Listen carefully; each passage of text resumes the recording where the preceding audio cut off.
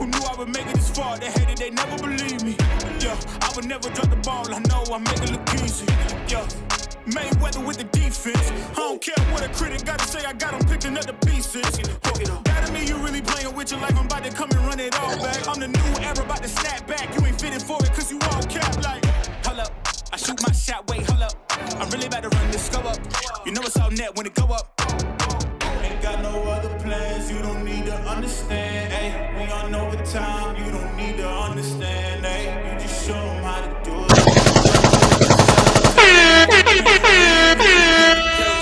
Moving fast, already gone, yeah, but you bringing me back.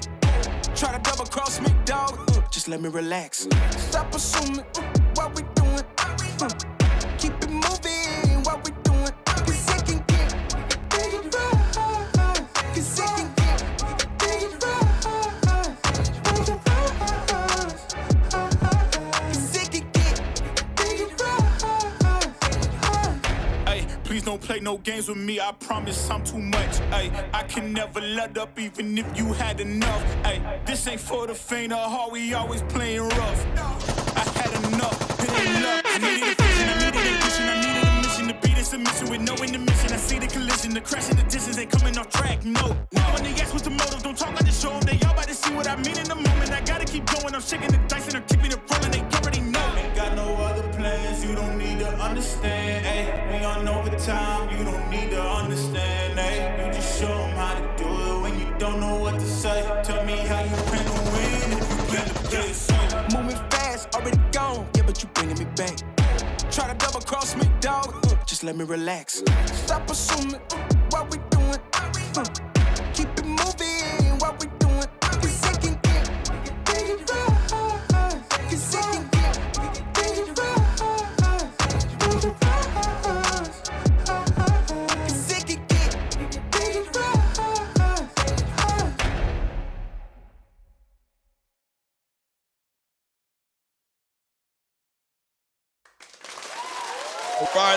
All right.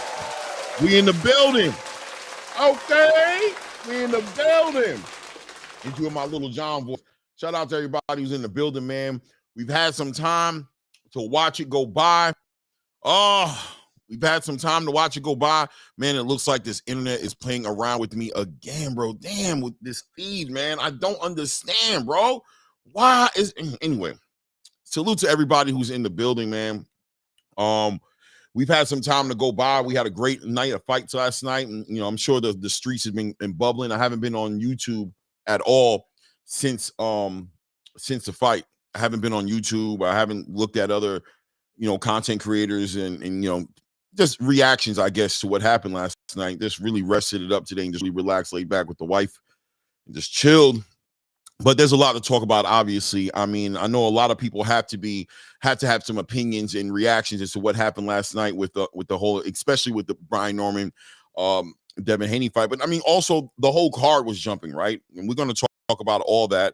We got to talk about the Abdullah Mason fight, how he looked, you know what I mean? Who Sam Noakes is. Obviously that fight was very competitive. Sam Noakes came in there undefeated, high knockout ratio. We understood that he was a fighter who came from a different background as far as that UK boxing scene, and it was hard to rate him on an American boxing level. We always like to think that the American boxing scene just is a level up when it comes to boxing. So who was Sam Noakes really going to be? But listen, man, he gave Abdullah Mason all he could handle, and obviously Abdullah Mason was able to operate in that situation and get past it all and showed his grit. And look, we got the youngest world champion in boxing right now, Abdullah Mason. Right? It is what it is. So we got to talk about that as well. David Benavidez puts on a great performance against Anthony Yarde, probably his best performance since he's been in the light heavyweight division, and probably his most respected performance since he's been in the light heavyweight division against a true, real live heavyweight, true live light heavyweight contender in Anthony Yarde. And listen, man, he just showed improved. The monster, he's a monster back. I mean, we'll talk about that as well. And his plans, obviously, he's communicated to the space that he plans on moving on to the next level, right? He's going to go up into the cruiserweight division. He's given us a date. He's talking about fighting Zurdo Ramirez. Zurdo Ramirez, a unified champion up there. Obviously, in the same division as Jai Opetaia, and we'll talk about that, maybe why. We can speculate a little bit as to what the whole reasoning behind that is. When you think about the timeline, they're talking about in May. That's not by coincidence, right? That is, it was that Cinco de Mayo weekend. That's a very important date in boxing, and we know why, right? We know the face of boxing, that those are his weekends, that weekend, and of course, in September with Mexican Independence Day. So look, man, we got a lot to talk about today and a lot to break down, a lot of reactions. We're going to open the panel up, so everybody who's in the building, definitely stay around, especially if you have some opinions on this. We're going to open up the panel and talk about this now that we've had it able to just sizzle in our spirit, right? Now that we've been able to digest, metabolize everything that's happened, we've gotten past the excitement. If you're a Devin Haney fan, I'm sure you're on celebratory train right now, shouting out and celebrating your fighter. If you're a Brian Norman Jr. fan, you might be, licking your wounds a little bit right now. Your fighter didn't deliver what you thought he would deliver. But at the end of the day, I think if you are a boxing fan, more importantly than anything, then there's a lot to talk about. And you got your money's worth yesterday, some great boxing. And listen, man, this is the moment of truth. This is what we talk about. This is what I talk about when I tell you guys, if your fighter is not fighting the fights, you don't know who your fighter is, because it's all about what he does in the ring, not about what you think he's going to do in the ring. We'll talk about all those different things, right? Shout out to everybody who's in the building right now. 1,000 places you could be right now. If you're here with me, I appreciate you. Thank you. Thanks in advance. As you know, I'm going to ask you humbly as you step into the building to take a moment to go ahead and hit that like button, show some love to the channel, hit the hype button too. I keep saying that because I don't know what it's all about, but if you see it, hit the hype button. If you haven't subscribed to this channel, take a moment right now to go ahead and do that as well. Replay gang, if you're watching this, hit the like button, hit the hype button, and subscribe to the channel. I apologize for this feed, this internet feed. I don't even know what to say about it, man. It's embarrassing, to be honest with you. I don't know why it's like that. I'm thinking I'm gonna go with Starlink, so I'm probably gonna give Elon Musk a call. Elon, pick up my phone call. No. Yeah, but it's just poor. The feed is just poor this weekend. I don't know if it's just, I have no answer, so I don't even play no games about it, but it is what it is. Shout out to Flex and Steppin', first one in the building, says, what up, Clay? What up to you, Flex and Steppin'? What's good, family? Glad to see you in the building, man. Appreciate you being here with me, man. Salute. Eastside Easy, grassroots support right here, man. Eastside Easy says, salute my good guy to the good guy, Claymore Rain. A great night of boxing last night. What's good, chat? Let's talk about it for sure, man. My brother Ray Davis in the back, getting ready to pull him up in a second. We definitely got to talk about it. Chris Boxing in the building says, Debo. No doubt, man. Is this the era of Debo Dev? You know what I mean? We had Devin Haney, the American Dream. Well, is this the Debo Dev era, right? Is that what's going on right now? Did Two-Tone or Showbiz, whoever brought up Debo Dev, whoever coined that phrase, did they actually give this guy his new name? Is it about to be the Debo Dev era? Devin Haney looked crazy confident last night, and why wouldn't you look that confident after a performance like that? If there were any questions going into that fight, which I think it's still a legitimate thing to say that there were questions going in there. Listen, everybody has fears about how you deal with the fear. Devin Haney potentially faced his biggest fears in the ring last night against Brian Norman. Not only showed that he could triumphantly get a victory, but, knock down Brian Norman, right? So I think we're dealing with a very confident Debo Dev. We'll talk about the interview he did in the post-fight conference when he talked about fighting anybody, and he really broke it down and smiled and kind of broke down the role, the relationship with his father, and what his father actually brings to the table for him as far as training is concerned, and strategy and game plans, and bringing in the right people and making all the right moves, and just speaking towards experience and how valuable that is in the boxing game. Experience is so valuable, right? And because you know better. You know better than to think you can do it all by yourself. You know better to think that you're the best at everything, that you have all the answers. But the real leaders and the real people who live life and have intelligence and experience at their fingertips know that you got to be ready to reach out. You got to be able to bring in, if you really want the results, you got to go to the expert. Yeah, you could fix your own car, but nobody's going to be able to address your transmission issue than an expert in transmissions, right? If you work somewhere else and you're just working part-time fixing cars, if you got to save money, save the money, right? But at the end of the day, bringing in the experts never hurts. And on the opposite side of it hurting, you get a result like you did last night. And very one-sided affair, man.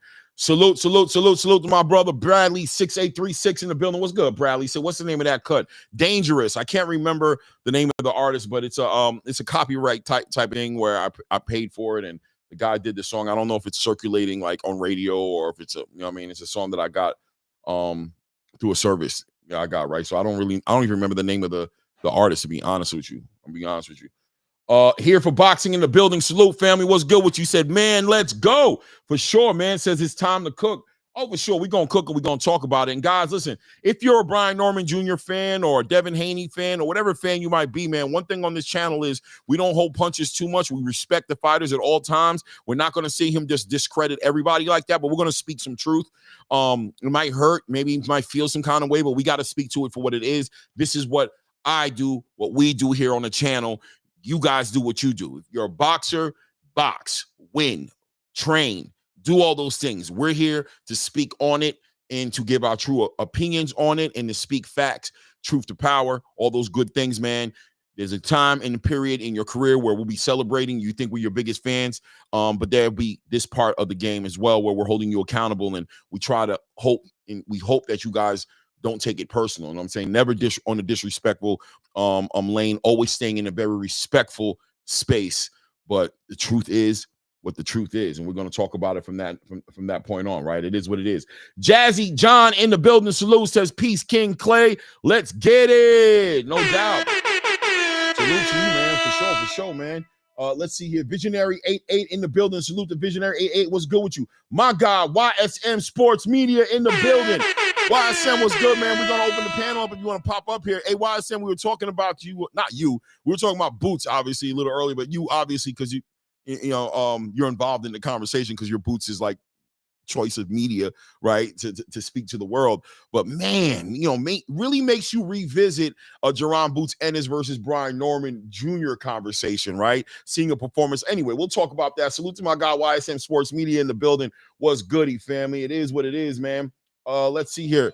I'm getting my phone ringing and whatnot. Let's see here. The spiritual ministry in the building says, hey, Clay, salute, Queen. Peace to the spiritual ministry here to get some boxing ministry here. You know what I'm saying? We're going to talk to it, man. Have the people in the back of the church saying amen and all that and whatnot. You know what I mean? Salute to the spiritual ministry in the building. Southwest Dice in the building says salute. Devin over everyone at 147, Boots and Shakur included. Hey, man, listen, man, I ain't mad at you, bro. You got to put his name where it belongs. He belongs in the same conversation as your favorite fighters, as the generational talent. So wherever the generational talents are in boxing, Devin Haney is there and arguably been there. He had a little bit of redemption to do for himself based on a performance that wasn't very good as far as against Jose Ramirez. And obviously, a performance that probably was his worst performance ever against Ryan Garcia. But listen, man, he's shown and proven that all his accolades, everything he's accomplished, everything they've been speaking about. You listen, truth to power, man. You got to give Devin Haney his flowers, man, for sure. Mr. Big Play Brain in the building. Salute. Says good evening, boxing family. Salute to you, family. Culture Nerds Gaming in the building says, what that deal, Clay? Eddie Hearn's a snake. Why is Eddie Hearn's a snake? I guess we'll talk about that too. I got a feeling I think I know what you're talking about. But I don't think Eddie Hearn is a snake, man. That's just an opinion, man. If the people aren't, listen, man, if he's not entertained, if he's looking for something else. See, the thing about it, and we're going to talk about it, right? Because I think there's an argument there to say that Devin Haney could have probably done more last night, right? He probably could have tried to close the show out, being that at very early in the fight, he showed separation as far as levels, as far as the talent was concerned. Some people feel that way. Maybe you don't, but some people feel like there was separation there, and they would love to have seen Devin Haney close the show. And this is very similar, reminiscent to what he did with Regis Prograis, where people felt like he could have pulled the trigger, and that where's that killer instinct, right? We saw it for a little bit when he put him down, but ultimately, once he did know he had the lead, it did look like he was kind of securing the lead and just playing the game safe, you can call it. But look, at the end of the day, that's not his job to knock everybody out. It's his job to win, and he won in a dominant way. It was up to Brian Norman Jr., right, to fill in that gap and bring his half of the conversation to the table to make that whole conversation what we wanted to be, which was an epic fight, right? But no, we'll talk about all that, man. We're going to keep it moving, man. Shout out to a flyer. Frequency in the building says, Assalamu alaikum, back to the Aki, man. Wa alaikum salam. Rahmatullah barakatuh to my Aki, man. What's good with you, family? Hope everything is good. We in the building, ready to build. Dr. Carbon 666 in the building says, man, after sparring with Shakur, I can see how Mason would fare fighting him. We hustle. Khalid Browder. Salute, Dr. Carbon. Well, listen, man. He's in the conversation, isn't he? Abdullah Mason is in that conversation for sure. Whether you think he's there too early, whether you think he doesn't need to be there yet, whatever your argument is, a champion is a champion, and Abdullah Mason is holding down one of those sanctioning bodies. That WBO title is firmly set around his waist. And if anybody in that division has plans on becoming undisputed, if that's in their game plan, then you can't do that without driving down Abdullah Mason Boulevard and checking in with the champion from Cleveland, Ohio. You just can't have it. You got to take it from him, right? So we'll find out what happens when that comes together, right? It is what it is. Shout out to Big Sarge in the building. Says, Eddie Hearn hating on Devin Haney is diabolical. Oh, Big Sarge, I hear you, man. Shout out to my brother HLD1 in the building, man. What's good, HLD, man? Great cooking with you last night, man. Salute to you, fam. Big Sarge says, Devin closed the show by winning. Exactly. No doubt, man. It is what it is, man. That's what's most important, bro. But I get it, bro, man. People want to see a certain kind of performance. And even me, I was critical of Devin Haney on the back end of that Regis Prograis fight. I was critical, man. I thought it was a dominant performance. But, you know, without a doubt, you saw there was levels to the game. You saw that he outclassed Regis Prograis at such a high level. And you just had this feeling as you was watching the fight that he didn't pull the trigger. He didn't step on the gas. He didn't close the show and give boxing what boxing really wanted to see from him. It's one thing when the fight is competitive and listen, you have the talent in front of you, and we don't want you to take a risk that's going to get you hurt. But sometimes it looks like, you know, when you got a wounded bird in the ring with you, you know, it's like, come on, man, get your Elmer Fudd shotgun out and, you know, man, put that bird down, man. You know what I mean? So it is what it is, though. But at the end, but that doesn't take away from who Devin Haney is. And I'm gonna tell you right now, what it doesn't take away from is how effective what he does is, how effective his team is, and how much of a problem that team, the Haney team, the DHP team, is for any fighter. You give those guys an opportunity to prepare for you, they're going to be prepared for you, right? Yeah, you saw the Ryan Garcia situation, but listen, don't get it twisted. When Bill Haney puts his thinking cap on and he gets to making phone calls and he's calling the Virgil Hunters and he's bringing in the Mickey Bays and he's bringing the Nate Jones and he's doing all those different things, brother, you better be making sure you're doing the same thing on your side of the conversation, because it's going to be a strategy, there's going to be a game plan, and if you're not prepared, you're going to look bad against this guy, man. Period, man. We're going to talk about it all tonight, man. We're going to talk about. Salute to everybody in the building. Hit the like button. Subscribe to the channel, man. We about to bring in the usual suspects into the building, bro. You know what it is. Shout out to my guy, Angelo Reyes, boxing in the building, of course. Co-host Ray M.F.M. Davis in the building. Clap it up.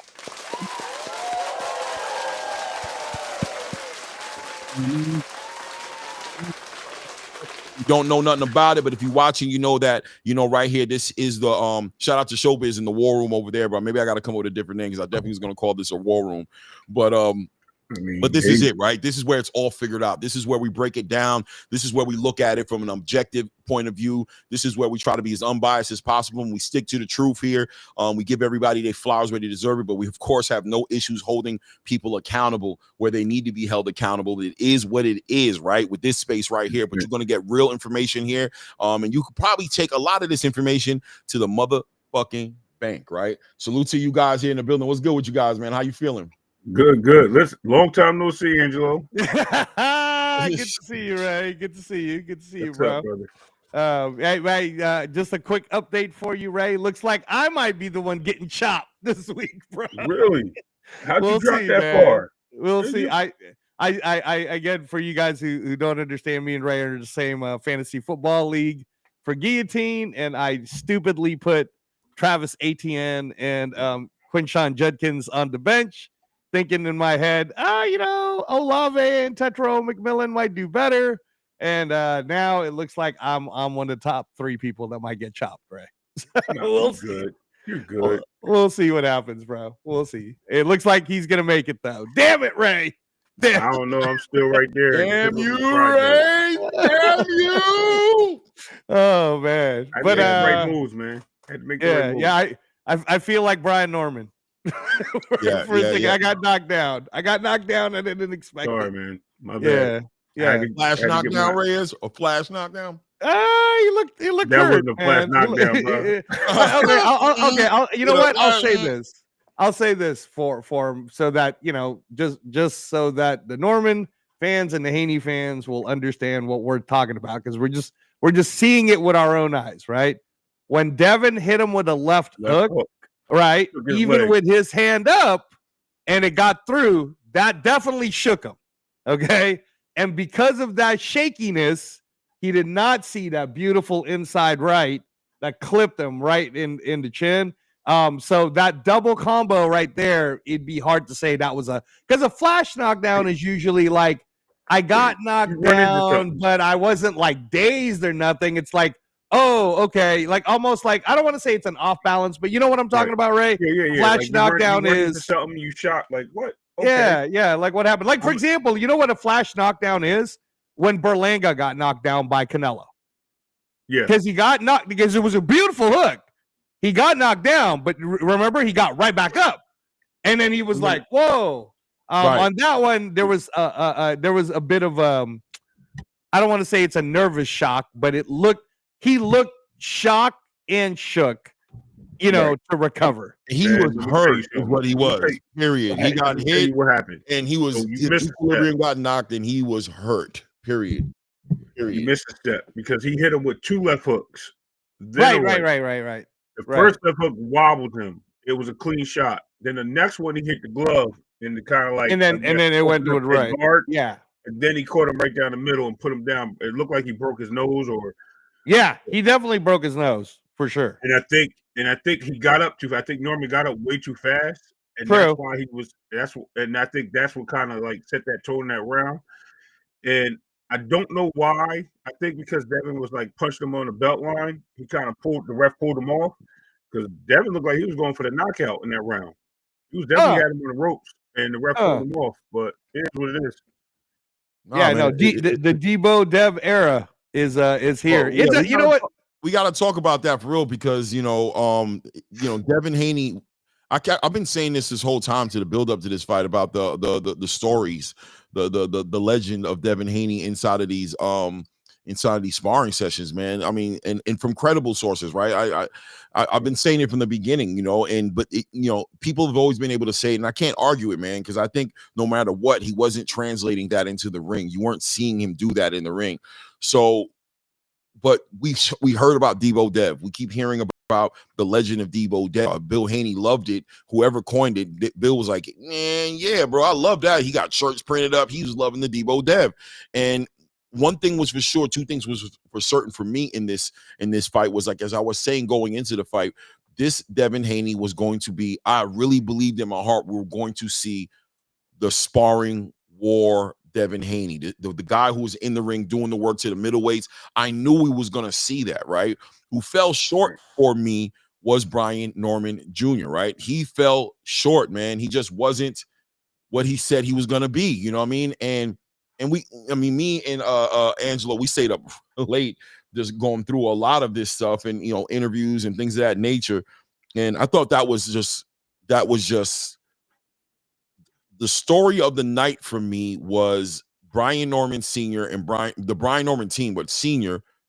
the whole entire build up to this fight, doing all those interviews on social media, expressing just a lack of respect for what Devin Haney brought to the table, criticizing things on his resume, saying none of those things would translate into something with a big welterweight, big puncher like Brian Norman Jr. in the ring, and he was going to expose him. And, I asked him the question when he was up here, and I said, people are saying that, they're looking at you talking about Jerron Boots Ennis on all these platforms. They're looking at you dealing with all this situation. Are you focusing your energy correctly on what needs to happen with Brian Norman Jr.? And of course, you guys watch it. He said, listen, man, the work was put in. Don't worry, that nothing's being taken away from that. This is easy. There's nothing that he's doing that's going to worry us, this, that, and the other.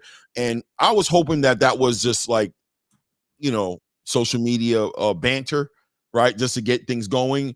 But watching that fight, it looked like he drank the Kool-Aid, right? It looks like he really believed that Devin Haney was a wounded animal and that he was going to get him out of here, and the PTSD was something he couldn't deal with, and Devin really isn't like that. Did you guys see that or question that as you was watching that fight come together?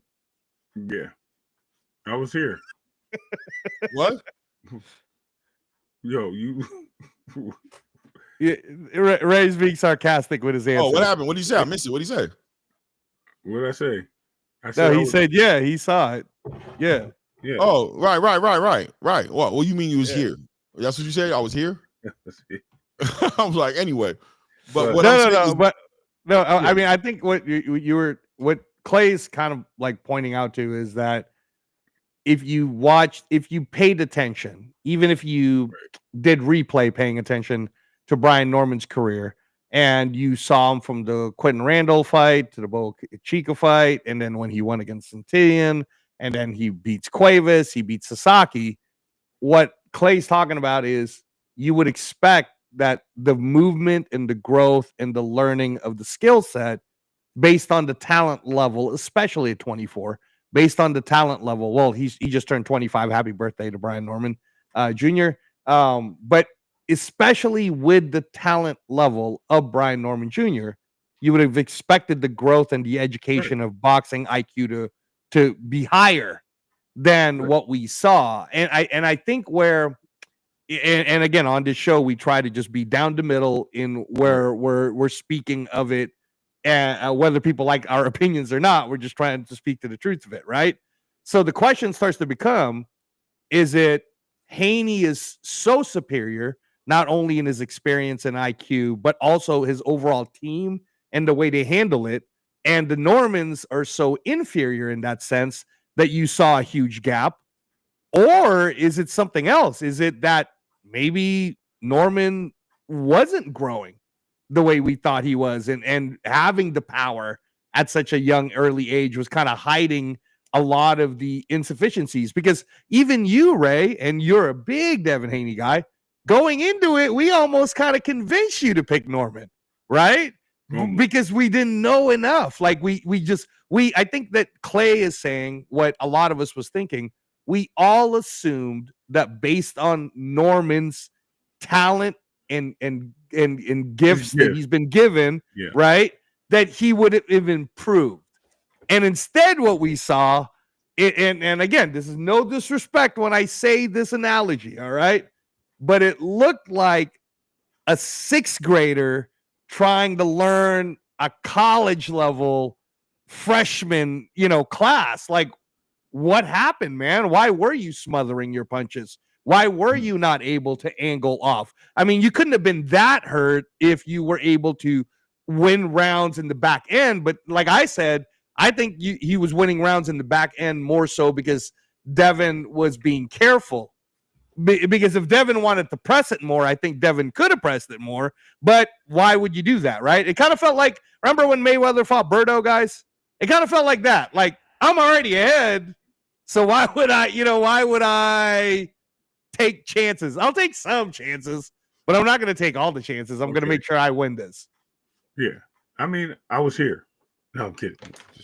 So anyway, back to reality here.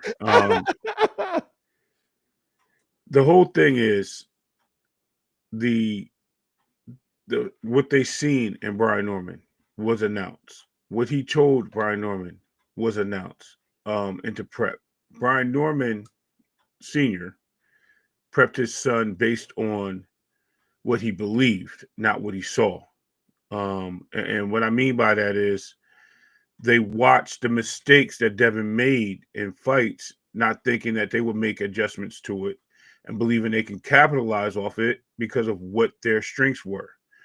They didn't sit there and analyze what Devin was good at. And I believe that was the problem. I believe they so figured that they can get to him through his flaws that they weren't worried about what he was good at because he's only as good as his last fight, right? That's how most people see boxing. And I think they believe that Thor hammer that they had as a brick hand, they call it, was enough to settle the score. They believed Devin Haney couldn't move in the ring, that Brian Norman would cut him off. They believed that Brian Norman can jab and box with Devin. They believed everything and anything in their heart without analyzing what Devin was good at. And I think that's where the failure happened. And rightfully so. I mean, sometimes you're just so overconfident and over exuberant with the things that you've done successful, you kind of blind yourself and you're drinking your own tea, right? You're drinking your own Kool-Aid. And I think they fail to realize what talent was in front of them. And talent is everything. I mean, you had an undisputed champion. That right. My mindset would have said this guy was undisputed. Okay, I would need to respect what this guy can do and what got him there. He was in our shoes at one point, right? These are the things that I would have built my son's attitude with. When we go in there, we need to cripple him. We need to learn how to nullify his jab. We need to watch out for that overhand, just like because he sucker punches us like we could sucker punch him. It's boxing, bro. We can't go in here thinking that we're just going to march in and knock down all the pins in a bowling match. And that's where I think the Normans failed. I've called it. I've seen the footwork. They were a little lazy on the footwork. They were trying, but they were a little lazy on it. I've seen it. They thought the jump rope would be enough to catalyst Devin's footwork, and it wasn't. I'm sorry. So with all that being said, man, I'm just saying at the end of the day, I'm going to land my plane here that, Brian and Devin, Brian and Bill were on two different playing fields, and it showed. Like you said, you had a college D1 coach against a high school parochial coach, and two different skill sets. Yes, they both know the game, but one knows the ins and outs a little bit more. Yeah, and not only, and I want you guys to speak on this, because not only knows the in and outs, right, but knows the in and outs to the point to where he understands the value of one thing Bill has always said, and Devin talked about it last night in that interview, bringing in the help, bringing in the experts, right, acknowledging your strengths and your weaknesses and being honest with yourself. And it does seem like there was a lot of ego potentially in the Norman camp a little bit, where they thought they had it all locked down. They understood what was going to happen. They understood all his strengths, and he just knows this game. And would they have benefited from bringing in another mind? I mean, I think what you said was so on point, right? You know what I mean? Like, this is the biggest show of your night, no matter how you want to look at it, whether you think Devin Haney's a hype job or not. You prepare like you're fighting the best fighter you've ever fought in your life. And if you're fighting the best fighter you ever fought in your life, is that how you would have performed? Did you prepare that way, or did you prepare like you were fighting somebody who didn't really belong in the conversation with you, somebody who was pampered and moved along accordingly, and really you were about to expose him and show what it really? I don't know what the mindset was, but bringing in the help, the things that Devin was talking about as a team, and people were celebrating Devin's team. People were there in the fight conference saying, right, "Yo, bro, we got to shout out Mickey Bay, bro. What he brought into the game was this." And then Devin was like, "Man, it's the whole team. It's the whole team, bro." He's like, "My team gets put together. My father is a genius. Y'all don't understand." And then you saw Bill start to expose things about, when they reached Saudi Arabia, that they came out there like a week before the fight, right, and speaking towards the fact that you didn't let your son acclimate. It was the experience 100% in the big show, that trip to Australia for Devin, right? Going there to fight George Kambosos. Devin Haney has always been somebody who's really benefited off of really having experts in his corner, even with the science of cutting weight. and rehydrating. People try to criticize him for that, but not everybody does it or is as successful as Devin Haney's been dealing with all those adversities. And it seemed like all those pieces came into play in what we saw manifest last night. What did you guys feel about, well, you already expressed what you felt about the preparation, but moving forward, what does Brian Norman and his team, senior and junior, what do they do moving forward to kind of get in front of this, right? Is Brian Norman need to train better? Like, is that what it is? Or is it time to bring in other pieces? Is it time to, what do they do moving forward at this point to get Brian Norman Jr. back into the championship conversation? Yeah, no, I think that, you know, Brian Norman Sr. himself, he was a fighter, right? And he was a journeyman fighter. So let's be honest, you can look at his box rec, right? And he, even when we've talked to him before, Clay, he's even admitted to, well, maybe he didn't get like the best help, and maybe he didn't have the talents or some of the gifts that his son was given, but everything that he did in that career is something that he's using to help his son. So now if I was talking to him, I would go back to that very statement that he said, and I would say, if you look back in your career and you could have gotten more education from other coaches and other environments, wouldn't you have done it? So why not let your son do it now, right? Because Ray made a good point when he said, well, Canelo lost early to Floyd, and then look what happened to him, right? Well, you're only 25. You just had your first loss.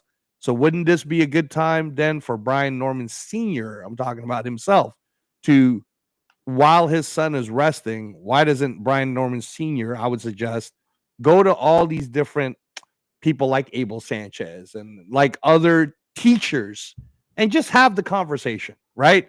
Maybe you will actually learn something from that. And then maybe by that and forging those relationships, you could do something in where you bring your son in, because that is what Bill Haney did do. Like, and Devin Haney on the interview, he admitted that. It's like Bill Haney, he's good at certain things, but the things he's not good at, he brought other people in to make sure that Devin gets covered. But the most important thing is that my son gets covered. Well, Brian Norman Sr., now it's your turn, right? Wouldn't the most important thing be making sure your son gets covered in every aspect? So I think that as a coach, it would be your due diligence for you to start, you travel, you go talk to a Freddie Roach, you go talk to, go talk to everybody, find your people, learn from them as a coach. And then if there's someone that you can bring into the team or trust enough to kind of let your son learn that system a little bit, maybe that's the change that's needed. I agree. I didn't know if you were done. No, and Ray, I'm going to send it right back to you. I love what you said right there, and Ray, you can speak to it because I know you watch it close. But is this particular situation kind of like put more light and a better look at to what we saw Devin Haney doing when we'd see him with a Roy Jones, or we see him over there with a Floyd Senior, or we'd see him over there with a Freddie Roach, or we'd see him in the gym, with all these Virgil Hunter, all these different trainers, and people were like, "Yo, Bill needs to find that one trainer that's just going to be that guy for Devin." We've criticized Devin, well, some people have, not everybody has, but get him that trainer, especially on the back end of that Ryan Garcia fight. But you kind of see benefits of it now, right? That they got like this. They've got like, and I gotta be honest, right? Bill was right, bro. As far as, bro, when you get to this level in the game, you training at the highest level, you're trying to put yourselves on the conversation of the Mount Rushmores of the best fighters that the game has ever seen. You bring in the best of the absolute best that you can have access to. Devin is almost like a lab experiment, right? Yeah. It's like they're trying to bring. Bill has brought the best of every piece. He wants to expose him. He understands what it takes to compete at this level. And if Brian Norman, if the Norman team and Brian Norman Sr. can walk away with this with some humility and be honest with themselves, maybe they've been looking at this whole game the wrong way up until this point. And if you guys can benefit off of it by making the proper adjustments on your team, then this will be the best thing that possibly ever could have happened to you as a team and for Brian Norman Jr. as a fighter. What do you think about that, Ray? Well, to touch real quick on the Devin thing, right? So I think the reason why we see the way Bill and them move is because they grasp something. I mean, you got to remember they grew up in that gym. They've been around a lot of fighters growing out there in Vegas around that Floyd gym, and they picked up details. They seen Floyd work with different trainers, pick up little things from here and there. Bill got the game plan early. And when he got that game plan early, remember he didn't sign with Mayweather. He ended up going independent because he told him that, thank you for everything you taught me. I think I got it. Bill, we know, wasn't a trainer. We know Bill situation, right? But it's not about Bill. This is what it comes down to. It becomes to the education of Devin, right? Let's put it in the point of what's his aptitude. What was he able to download? What was he able to? They make fun of him being homeschooled, right? But he was able to mentally capture everything and mimic everything and remember, retain all of it. So when it was called for or he had to use it, almost like Bruce Lee, right? Bruce Lee was a skill of multiple martial arts. He ended up calling it Jeet Kune Do. He used Kung Fu, he used some Ninjutsu, he used some karate. He used a lot of different tactics, even boxing, even American boxing. Mm-hmm. And he used it based on the defense to counter. Devin is somebody I think did the same thing. He always learned all these different styles, all these different movements, all these different footsteps, where to be fast at, where to be quick at, where to think. And I think when they did that, that enabled them to be a little better at what they do. I think when he switched the channel here to Brian Norman, where the failure was, and I'm not going to say it's such a failure, but where the lack of, let's use it that way. They're good at what they do, and I think it's recognizable that they are. And I think what we should do, we talk about bringing other people in. You knew you wanted to cut off the ring. You knew you wanted to get better as a boxer. You knew you wanted to do certain things. You should have known, as his dad, he should have been like, okay, well, we know you're a power puncher. We know you can do certain things because you've been training on this, but we need to fine tune it. And I don't think they did enough fine tuning. And I think when you go out there and you have a lack of, and you don't see everything coming to pasture, and you think you're ready for something, remember, there's always somebody continuing to plan. Somebody always continue to. So you always got to go the extra step. And I don't think they went the extra step. I think they got enough. Okay, this is enough of what I need. We're going to work on this, and then we're going to move to this. And I mean, I can tell you right now, when I trained my son in baseball, and I was training him, I made sure that when he was fielding the ball, I made sure he got it down. And when he got it down, I tweaked it. When I tweaked that, I added this. Same thing with hitting. When you're hitting, do this, hit that, hit this, change this, get your hit knee to the ground. Everything I change, and I continue to add to it. And you have to, because every situation is different, right? Every pitcher is different. Every pitch is different. So he has to see those. Every hit is different. It comes off the bat differently. So when a boxing ring, every fighter is different. And when Devin is adjusted to all these different fighters, you can do whatever you got to do. And it's all training, man. People are willing to help and become a part of legacy. You can reach out to people. I'm pretty sure there's a lot of people. You don't need the best of the best either. You just need people that know, somebody that's skilled in a certain aspect. Like, not everybody's perfect, right? But he needs to probably do a little bit more defensive. We knew he was lacking defense. And I think that's where Devin and Bill kind of seen his lack of exposure. He leans in and he gets clipped a lot. So I think with that, they should have been working on that, working on not getting clipped and not relying on offense so much. And I think all those things kind of add up, and that's where we get the differences. Devin got clipped and he worked on keeping that hand up, and he did it for 3 fights. He did a whole fight, and like I said, it now looking back, hindsight 2020, I believe Bill and Devin worked on that. That Ramirez fight was for that.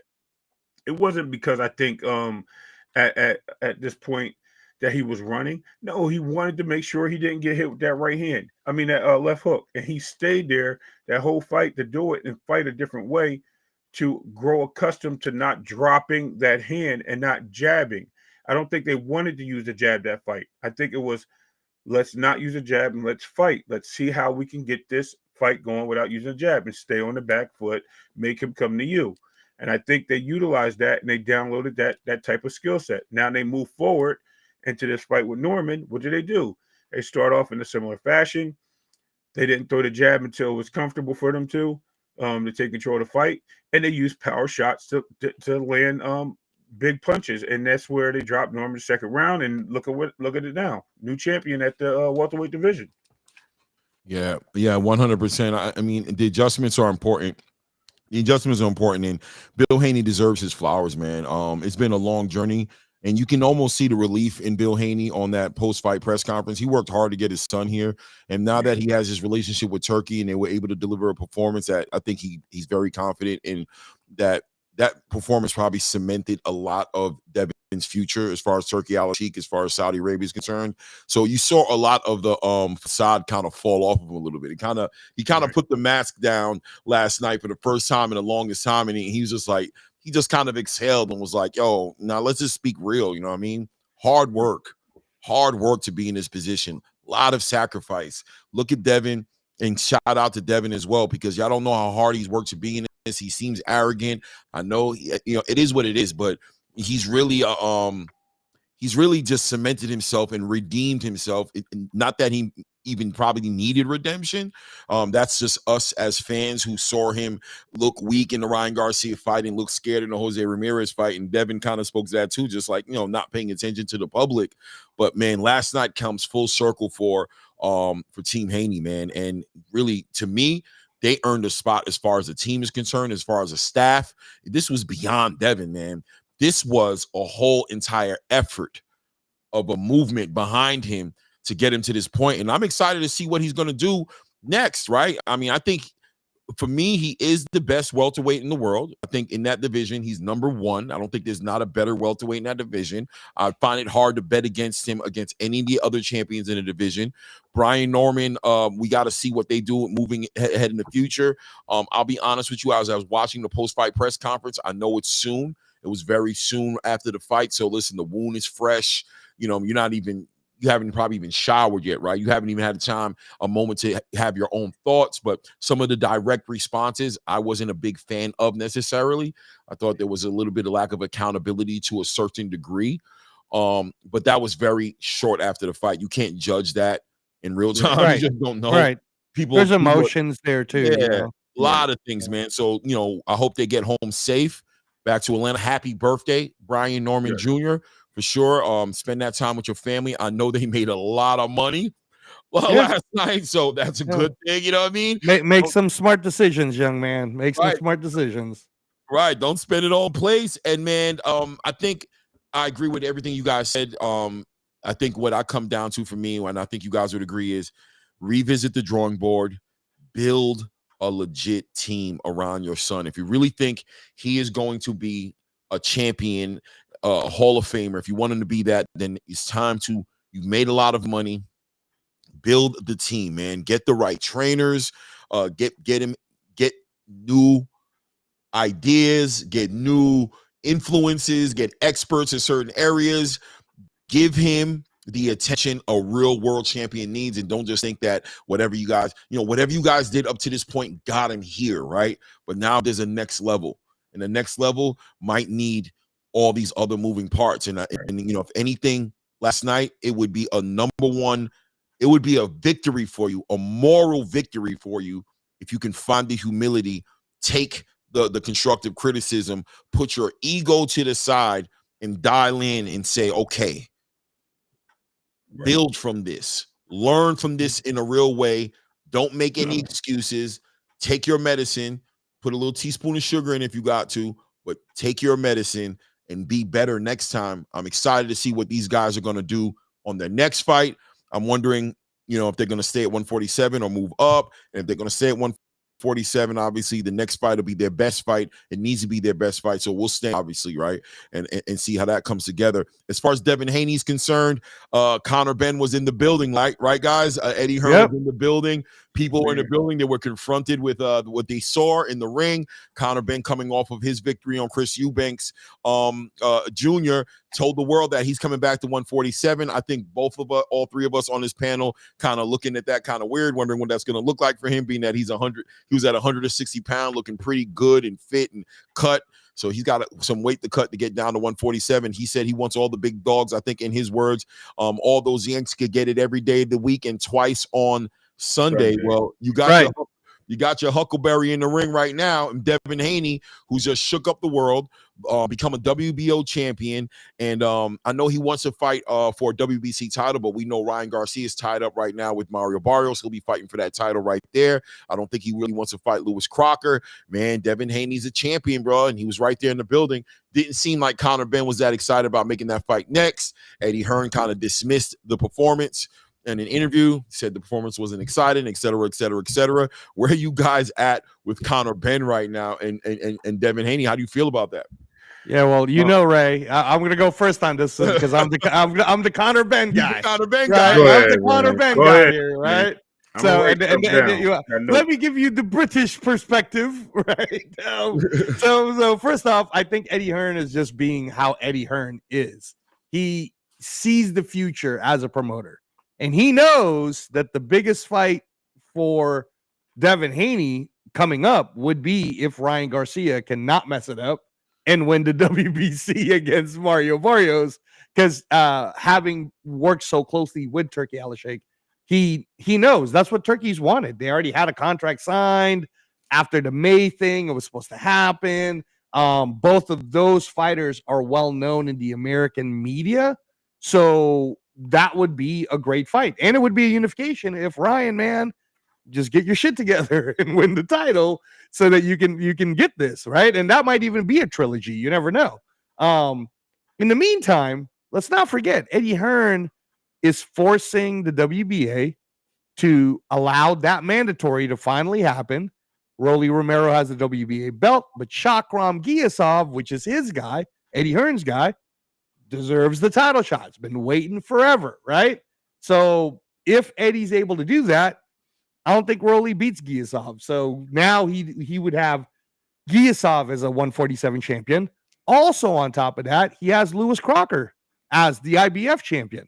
So in all honesty, man, Conor Benn didn't really need to fight Haney right now anyway, because if Eddie Hearn's goal and Conor Benn's goal is to be the world champion at 147, take your poison, man. Could be Lewis Crocker.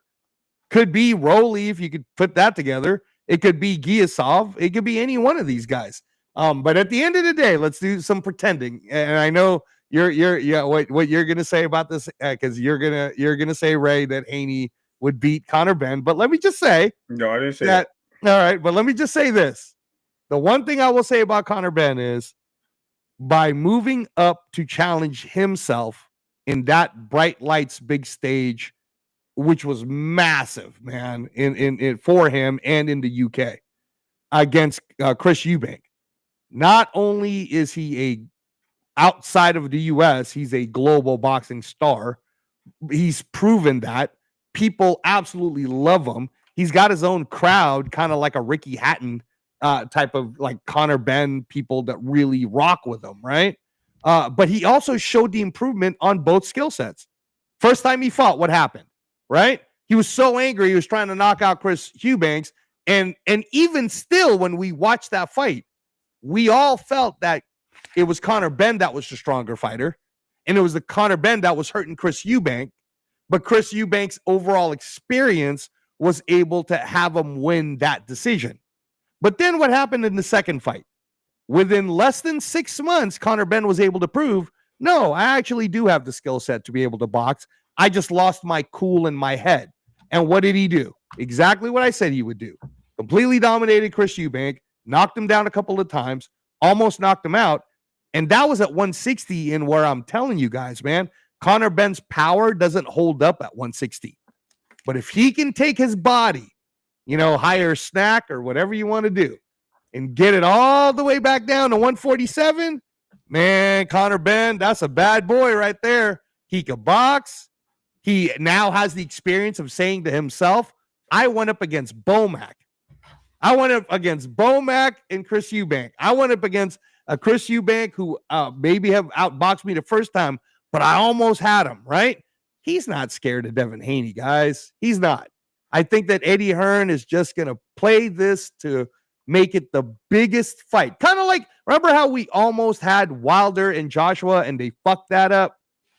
Haney and Conor Benn could be that. If Haney continues the trajectory he's going to do, I honestly believe what you said, Clay. Garcia wins the WBC. Haney will beat Garcia. Haney's now the WBO and WBC champ. Well, shit, man. I don't think Lewis Crocker's beaten Conor Benn. And if Giasov fought Conor Benn, I'd really love to see that because I think Conor Benn beats him too. A unification, guys? A unification, Ray? That'd be pretty awesome, man. I'd love to see that at the beginning or the middle of 2027. But go ahead. Great. Glad you landed your plane. It's not to be disrespectful, but I got a lot of things to touch on. So first and foremost, we just watched Conor Benn fight 4 fights consecutively after his egg gate policies, right? He hasn't been at 147 since. He fought at 153. Tough fight for him. Looks sluggish, slow. I give him credit for being out the ring for so long. No problem. Then he fought at 150 with Pete Dobson. Looked bad at that fight. Close to 147. Looked a little slow. Looked a little off. Looked like he didn't have it anymore.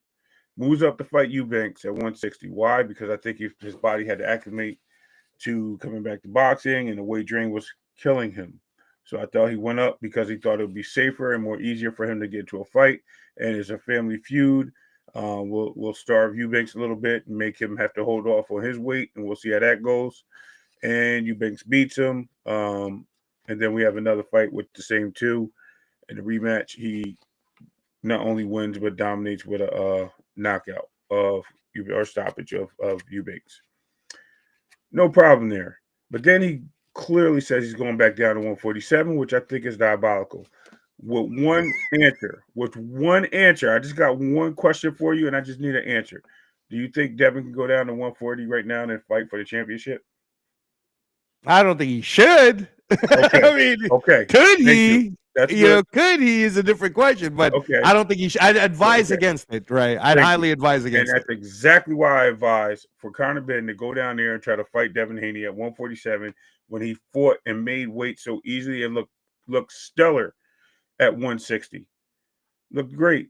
If anything, go to 154, campaign there, fight some of the tough fights there. Most of your guys that you were in the division with at that time at 147 are at 154. Perfect example. Now, if he goes to 147, he better pick wisely because he called Devin out first. He literally put Devin on that hit list. He got to that arena, and you know why he got to that arena? Because Eddie Hearn was going to try to do the same thing that he did with Boots and sit Conor Benn out there and walk in that ring. When he put that guy on that mat, on that floor, that Conor Benn, that face him and Eddie Hearn made at that moment said a lot. Yo, who is this guy? Who is this guy? This is not the guy we thought that Ryan beat. No way. I'm not getting in the ring with him.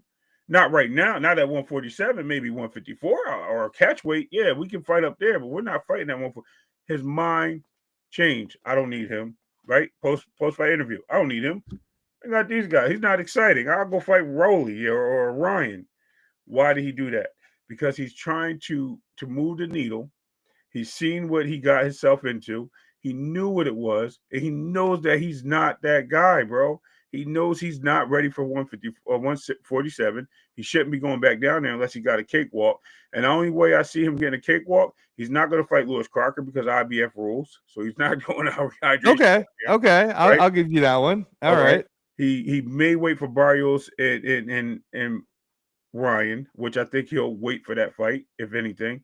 Rolly's not going to fight him because you just mentioned GSR got that. Yeah, GSR's got that fight coming up. Now Eddie can make some moves and get him propelled over GSR because it's in his camp, right?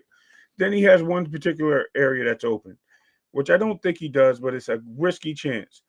A Jack Catterall, another Eddie Hearn fighter, fighting for the vacant #1 spot in the title eliminator for the WBO.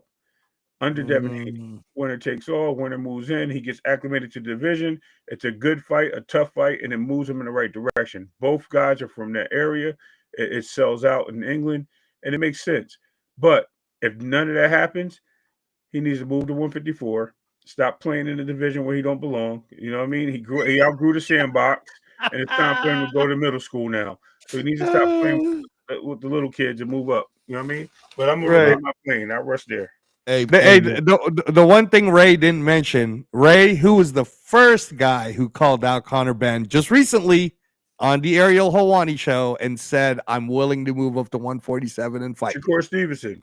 But Right. Shakur only wants to fight Conor Benn. He's not. Listen, I'm not, like Clay said yesterday. We don't know what we don't know. He can fight anybody there if the money's right. Shakur knows what skill sets are, and Shakur knows who Devin is. They grew up together. I'm not saying he's scared of Devin, but he knows the potentials of failure fighting a Devin Haney at a 147 than it would be fighting Devin with a little bit of, as Jake Paul would ask Eddie Hearn to have AJ come to 145 because they need him to have some disadvantage. Not that they need an advantage, right? So, Right. so let's put it clearly when we look at that, and let's say Shakur, I don't think moves up for a Devin. He might move up for Conor Benn. But what happens when he moves up there? It's just a fight, and then he falls back down. Then he probably stays at 140, which is fine. But listen, anything can happen. You know, it's a lot of boxing out there. Let's just see what happens from there. Yeah. Look, man, Conor Benn. I agree with both of you guys to agree, right? Like I agree with Angelo as far as, you know, Eddie Hearns, the strategist, right, who's looking at the bigger picture and wanting to move accordingly and move the right way, because that's what it's all about. A win, lose, or draw, the prize fighting aspect of the game, especially when you're dealing with this level of boxing, when you're dealing with Turkey Al-Sheikh and Ring Magazine and you're dealing with all that money, you want to move it the right way and you want to build the fight up the right way. So do I think Conor Benn is scared of Devin Haney? No. I tell you guys before, I don't think there are many fighters who are legitimately scared of other fighters. I think worthwhile is part of the conversation. Making money is always the priority, and delivering the right type of performance for a fighter like Conor Benn who wants to be part of exciting fights. He might see that Devin Haney can slow that fight down, handicap him like Devin Haney did with Brian Norman Jr., and make not only Conor Benn would lose, but look bad, right? Be part of a fight where he looked bad losing just because of his inability to maybe keep up with the pedigree that's inside the ring. Chris Eubank Jr. Arguably was depleted in that fight and you know, shouldn't have been there once as long as he was there. And Conor Benn looked good in that fight, but I mean, like I said, there's not enough out there as far as I've seen to put Conor Benn in a fear category to Devin Haney. But look, Devin Haney can make you look bad, and you can be part of a fight that looks bad if you get in there against Devin Haney and you're not able to keep up with that pedigree. You know, if you're not able to keep up with that movement, if you can't get past that jab, there's a lot of difficult obstacles involved with fighting Devin Haney in the ring, and it's not an attractive fight necessarily for a fighter like Conor Benn. Like, you're trying to test yourself and show that you're the best fighter in the world and you're a legacy fighter, then you gotta fight Devin Haney. You gotta want to fight Devin Haney. You have to acknowledge that Devin Haney's probably the best welterweight in that division. But if really what you're looking for is to be part of the of a show, and you're making a lot of money and you're not concerned with unifying and becoming undisputed and build legacy up that way, which I think there's a legitimate argument there to say that Conor Benn is not really interested. I've never really seen him express interest in becoming an undisputed champion. I'll be honest with you. Yeah, he just wants a WBC belt for sure because of the legacy he has with his father, and obviously he wants a lot of money. I think Conor Benn also started boxing a little bit later in his life, obviously, as well. So he's not driven by the same thing that a Devin Haney or Shakur Stevenson or Terrence Crawford or, you know, these fighters are going to be driven to really chase down legacy. But I mean, like you said, Ray, we got to sit back and watch. That's what's up. That was interesting, though, that little moment right there. Eddie Hearn commenting negatively or adversely as far as his idea of what he saw happen in that ring. And I think somebody earlier in the chat spoke to it as well, as far as they wish they would have seen Devin pull the trigger, try to get Brian Norman out of there. I said the same thing when I seen Devin Haney in there with Regis Prograis. I think at this point, you got to accept Devin Haney for who he is. He's going to win these fights. And like I said earlier, More importantly is how you're going to beat him, because with that team, he's not taking a lot of L's, bro. It's going to take somebody special to dethrone him, and to get him in that loser category. And good luck to all you guys in trying to figure that out. He's going to continue to chase down these dudes with belts. He's probably going to end up being a unified lineal champion in his next fight, I would think. That's probably what's going to end up happening. If he fights Ryan Garcia for that WBC title, I got a feeling I could see the Ring Magazine lineal belt being involved in that as well. And that's probably what you're going to be looking at. And if you have a belt, you're probably going to be running into Devin Haney, because he looks like he's back into his bag. He's back into being a legacy fighter. He has the backer, the money there, so he doesn't have to take any weird fights on the side to make money and then come back to legacy. Nah, he's pretty much dialed in right at home, in what looks like is getting ready to become the new mecca of boxing, right? Right. In Riyadh season. So we'll watch that come together. So guys, let's talk about some of the other fights on the card as well. What do you say? Let's go. Let's speak on I want to listen. We're just going to touch on this for 5 to 10 minutes, man, but I can't help. I want to give this guy his flowers. He wasn't on the main card. He was the main event for the preliminary card, or maybe he was on the main card. I don't know, because I watched the whole thing on the DAZN. He was on the main card, baby. Yeah, it was weird. He was supposed to be the last fight in the prelims, but but they put him on the main card as the opener. Okay, yeah. So wherever I know, because I paid. Yeah, exactly. Me too, right? So at the end of the day, I paid, but I watched the prelims all the way through to the main event on the DAZN. So I don't know where it ended and began, but Vito Mielnicki, man. I mean, listen, man, is that name ringing bells? No, I'm sure a lot of people isn't ringing bells with him. And who's Vito Mielnicki Jr.? But man, brother, most improved, maybe. What a performance by Vito Mielnicki Jr. last night versus Samuel Namoma, an undefeated middleweight guy. And the middleweight division is just wide open, right? Like, you got Janibek there doing what he does. You got Arizlande Lara. You got Carlos Adames, right? But the division just ain't been that division for a little while now. And it's been looking for maybe its face or something, right? And Janibek just not checking boxes, right? Just he's the face as far as probably the best. He's the best one for damn sure. Yeah. He's the best one. Right. He's just not checking the boxes as far as like commercial, like, it just seems like the division is wide open. It seems like the division is lacking a champion, almost that feeling of it. So look, a lot of people in the 160-pound division are going to have an opportunity now to do something special in that division, to get in these conversations and become that face. Vito Mielnicki Jr. put on a performance last night in that ring. Any comments or any feelings to what you guys saw happen with Vito Mielnicki Jr. last night with Samuel Namoma? Yeah, no, I'll go first, because I know that's Ray stand up, New Jersey, right? Vito Mielnicki. He did his thing. So from what I understand, and I've asked some people, Vito Mielnicki is with Dana White, and he will be doing the Zuffa thing, right? And that's the best thing that could have happened to this kid, because Turkey's working with Dana. We talked about this last night, Clay. Turkey's with Dana. Now you got maybe your first middleweight Zuffa boxing champion. Yep. White magic, bro. I mean, you want to talk about marketing it to CBS and Paramount Plus, man. And Ronnie Shields is your trainer, and the history that Ronnie Shields brings into this.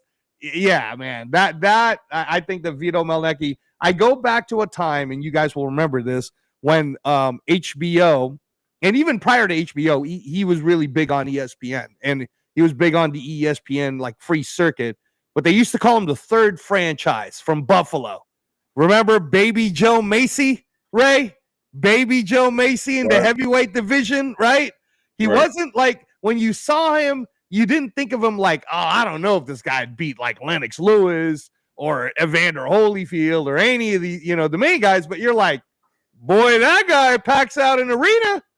Everybody in Buffalo loved him. He was the third franchise. They played into his Italian-American heritage and the whole bit, and he sold lots of tickets. And that's where I put Vito Mielnicki, man. If Dana White does what I know Dana White can do, you're looking at an American superstar, guys. You're like, and I know that the boxing space might attack me for this, like, come on, Angelo. There's so many more talented. I'm not talking about that, guys. I'm talking about platform in the American boxing space. Right. I get mad, and I say it on ATP Combat Media all the time. I get mad at the fact that we're fucking talking, the TMZ and the American media space keeps talking about Jake Paul when Abdullah Mason, our youngest world champion, just did that performance. We should be talking about him more, right? Or we should be talking about Jesse Bam Rodriguez, who is arguably the best American fighter that we have. But we're not doing that, right? In America, we talk about Jake Paul. I'm sorry, y'all. That's what's happening. It's channels like this one that tells you the truth. Unfortunately, regular mainstream media is going to push a narrative, a storyline for you because of what they want to sell. And Vito Melnecki is the Twinkie they want to sell, y'all. So go ahead, Ray. Hey, man, listen. I'm all for it. Brings a lot to East Coast boxing, in the side of Northeast, rather, the New York City tri-state area. It sells. You know, you have an Italian-American boxer came out there looking very smooth and very, very calm, very relaxed, like he's been there before on the stage, has something to prove. And I think he had a solid opposition. I just think that he was just very fine-tuned, and I think he was focused. And I don't know if it was the weight difference, but he looked to be what you call a solid fighter. Like he touched all bases, you know. Solid fundamentals, right? Right. Exactly. Yeah. That's what I mean. So there wasn't so many, you know, he got clipped a few times, but he didn't get hurt. You know, he was able to shake things off. He was able to fall back when he needed to, regroup. All the things, like you said, fundamentally what a boxer needs to do. He did those things, and then he applied pressure. He didn't do anything crazy or spectacular. He didn't seem one-dimensional, but who's to say that he didn't fight, you know what I mean? He didn't fight a dog. He fought somebody that was literally a mirror image of him with less preparation, I would say. And I think he looked good, you know, and it's a great way, like you just said, going into Zuffa Boxing. I think that's a big thing, a big sign for them. It's going to put them in the right position because whoever comes up and they fight this guy, they're going to see that, you know, who he is, and we'll go from there. So, you know, shout out to Vito Melnecki, shout out to Jersey representing, and we hope you do well, man. Continue to rep, for real.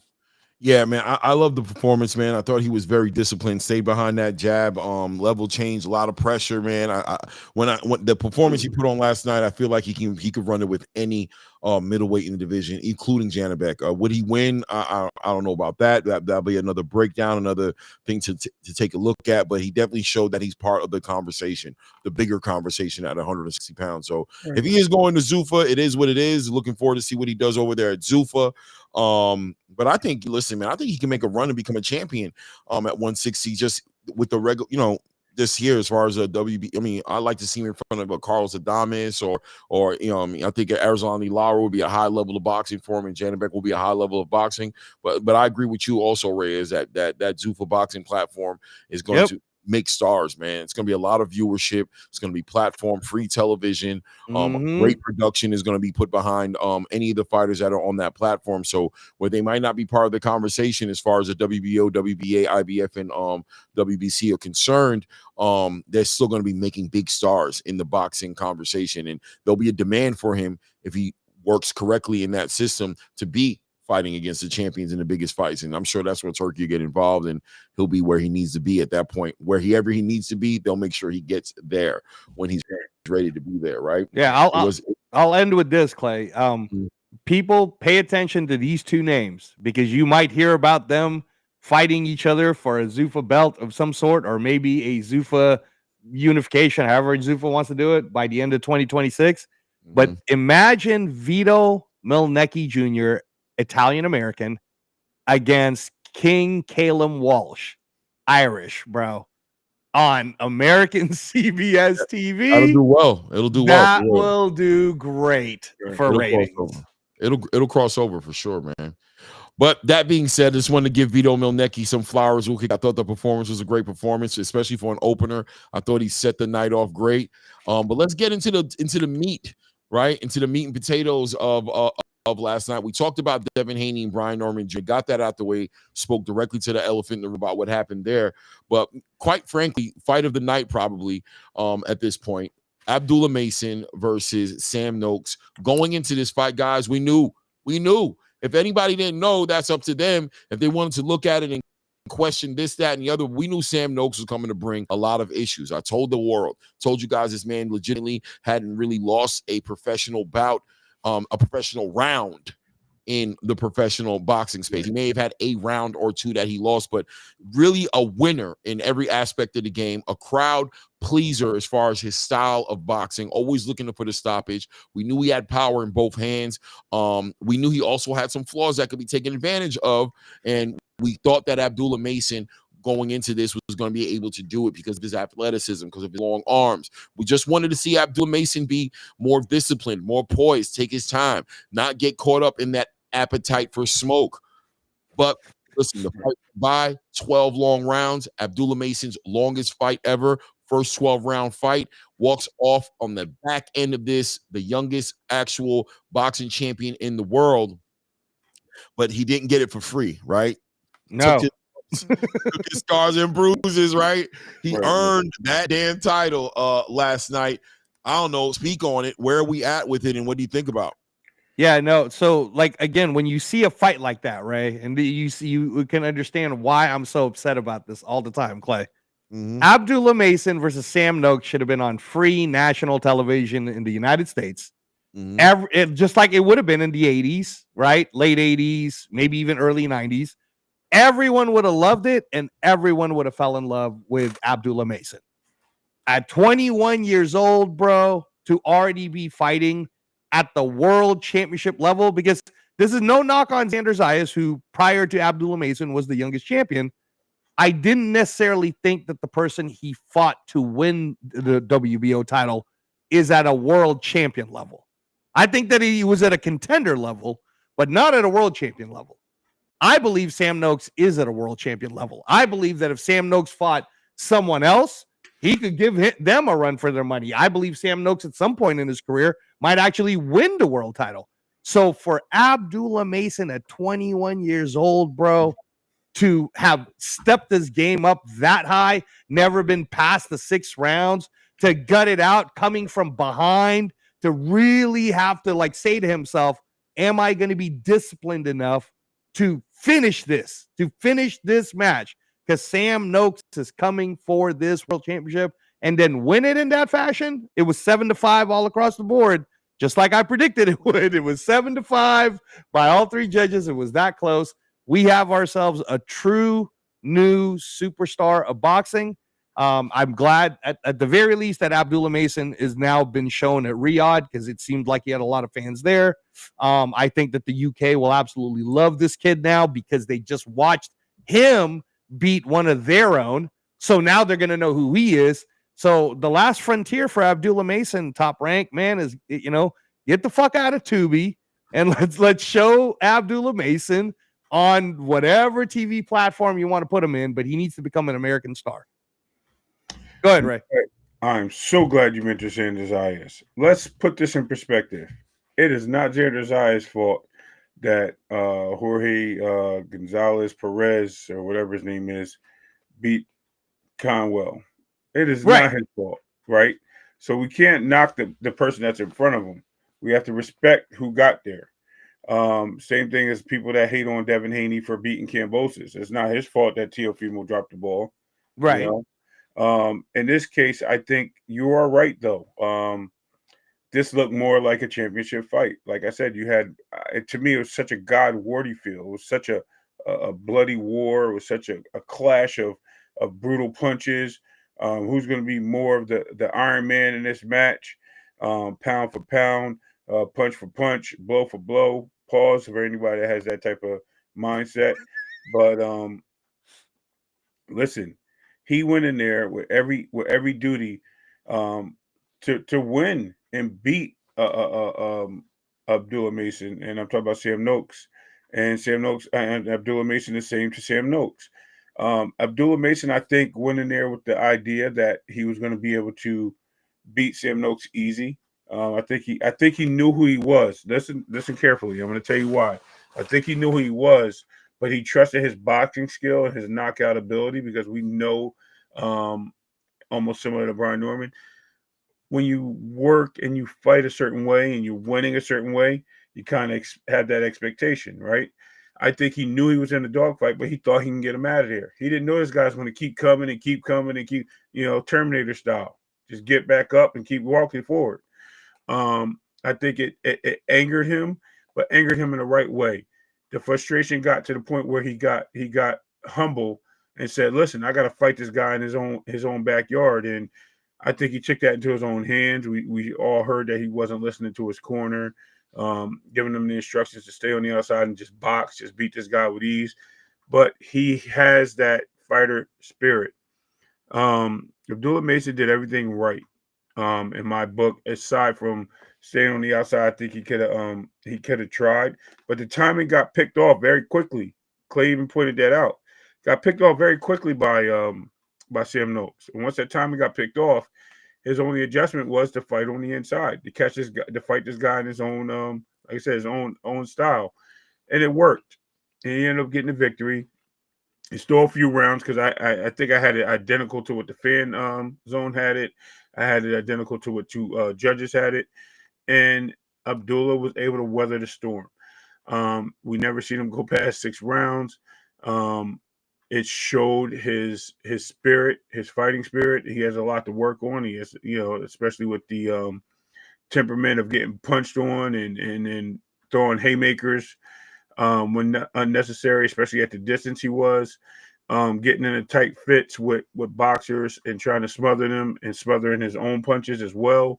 But other than that, man, listen, give this guy some credit being the youngest champion in the world right now at 21 and proving to us that he belongs in the conversation.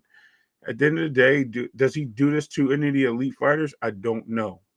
It's hard to say, but I think he grows from this, and I think he goes back to the lab, he builds on it, and he grows. And I think when he grows, he's going to grow in the sense of mistake-free. Go talk to the right people, get suggestions. Remember who he's in camp with. Management with.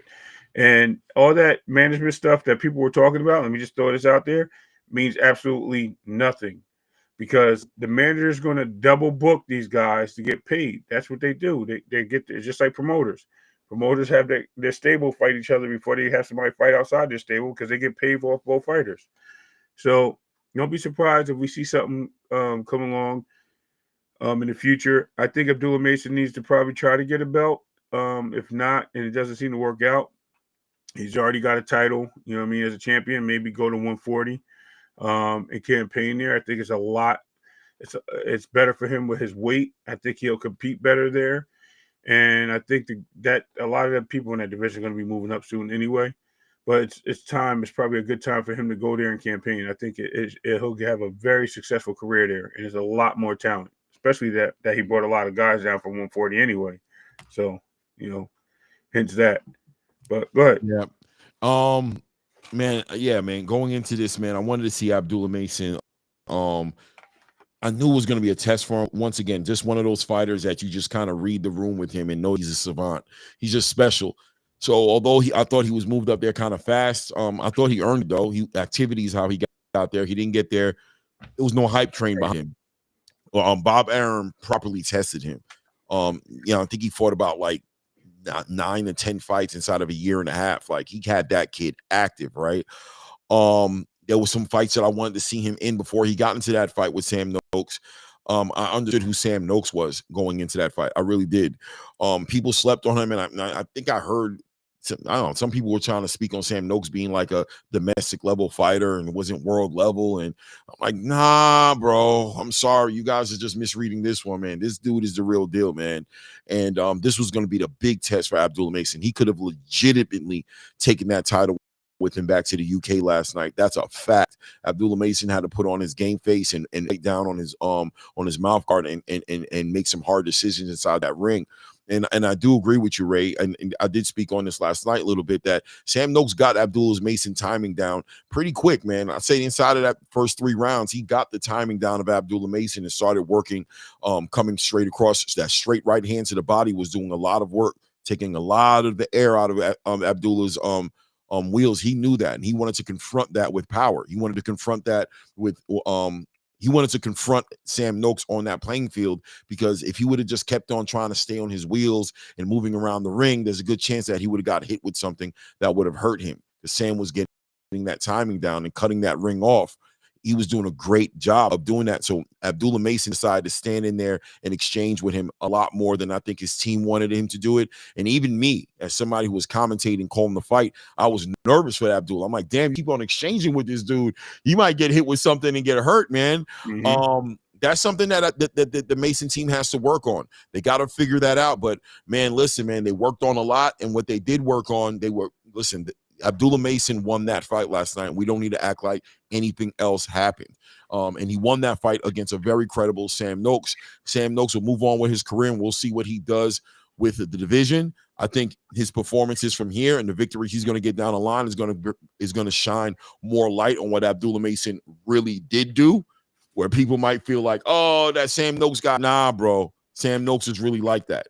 And we'll see later on in the future what's next for Abdullah Mason. Yeah, man, he's coming back home to the States, right? That's what he's going to do.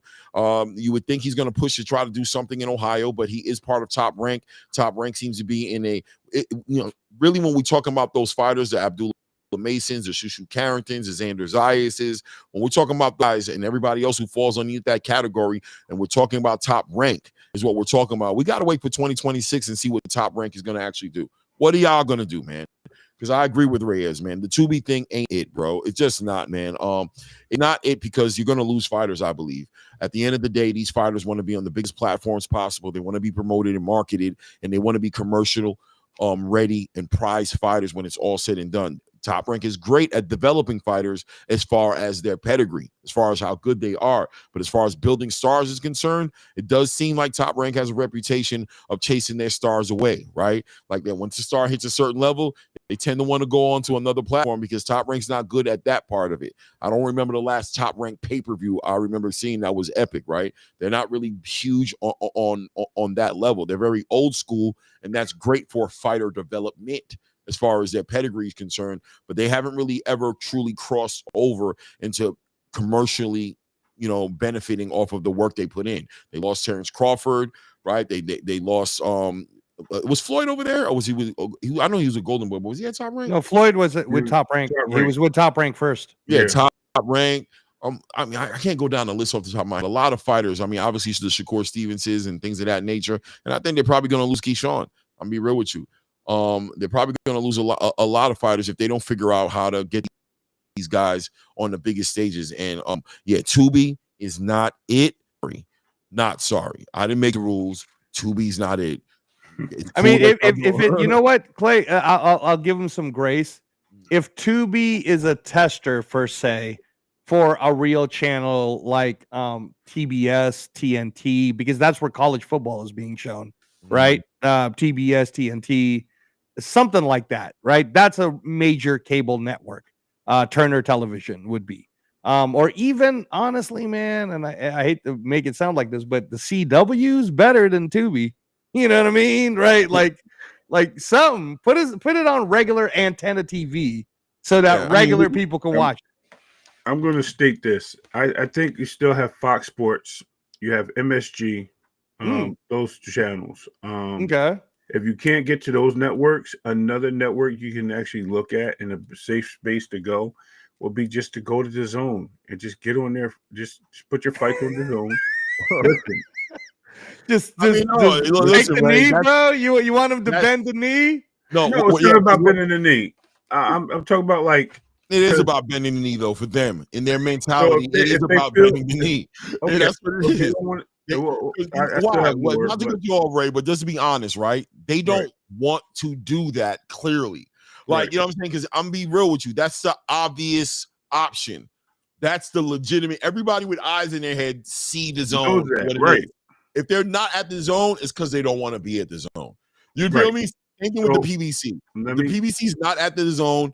It's because they want to be there. Because we all know what the zone is providing as far as boxing is concerned right now. And it's not to over celebrate the zone. I'm not the big DAZN fan. I don't care where you go, bro, right? But if you want to talk about where boxing is right now, where the eyes are on for boxing, it's the zone. So any big promotional company that's not there right now, they're probably doing it out there on free will. Right. And my last two would be maybe recoil that relationship you have with HBO and Max, or possibly go to USA Television. No, I like now that, Ray. I like the whole HBO Max thing, because that is essentially Paramount Plus. HBO Max is right now connected to Turner Television, also TBS, TNT. They show all the sports on HBO Max, so I could see that. Hey, Ray, if they go back to Max, figure out. I mean, there's no sports executive there now. I don't think there's, so I don't know if Todd DeBuff will all of a sudden get that position, similar to when Steven Espinoza got the position for Showtime Sports as the executive. But at the end of the day, man, like I think that the Paramount Plus deal with CBS was more to do about the fact that TKO Group is so big and it's publicly traded. They have the WWE. They had the UFC, so it was a little easier for Paramount Plus to kind of be like, sure, man, you're going to give us boxing too? No problem. Versus Top Rank trying to sell their rights, like, hey, we're going to give you this library of Top Rank, everything from Sugar Ray Leonard to Muhammad Ali to all of it, that you'd have to find a buyer that wants it. And there is a buyer that wants it, Bob. There is. His name's Turkey Al-Sheikh. so if you want to do it that way, you can, but if he doesn't, yeah, man, I'm right there with you, Clay. I think they're going to lose people like Vito, because they already lost Vito. And whatever happens if they open their own streaming app, they just have a Top Rank streaming app, and they just have their. That's another way to approach it. That's another way to approach it for sure. I've thought about that as well. I was like, I'm wondering if they're trying to come up with something like that. I mean, yeah, we just gotta sit back and watch. I thought about that too, though. Right? It's funny, bro. I wasn't gonna say nothing about that, but I have been thinking about that. I wonder if they're trying to the Top Rank streaming app, y'all. I know, right? Well, I mean, if it'd be called the Top Rank streaming app, but wondering if they're trying to come up with a combat sports or the zone is more than boxing. The zone has a bunch of other things going on, and if they're trying to become partner, if they're trying to open up a partnership with some other entity that's trying to do something like that, I don't know. I mean, honestly, the two easiest places for them, if they just want to go ahead and not try to play this, hey, we want to make the most money game, is either Amazon, because their library is pretty dope. All the Top Rank fights that they've had all throughout the years, that's great film content and great just content to have, period. So they could either go to Amazon or go to Netflix, because those are the two that are entertainment companies that would be interested in like a Muhammad Ali library and a Four Kings library and Hagler, Leonard, Hearns. You know what I mean? Like, those are entertainment companies. So they would want that library. But they're not, but honestly, because there's not a market for Top Rank, there's not a bidding war going on. Because it's like, we don't really care about boxing. We're in America, man. We care about NFL. That 100%. And Amazon is definitely a legitimate option for sure. I've thought about the Amazon, just even with the PBC there.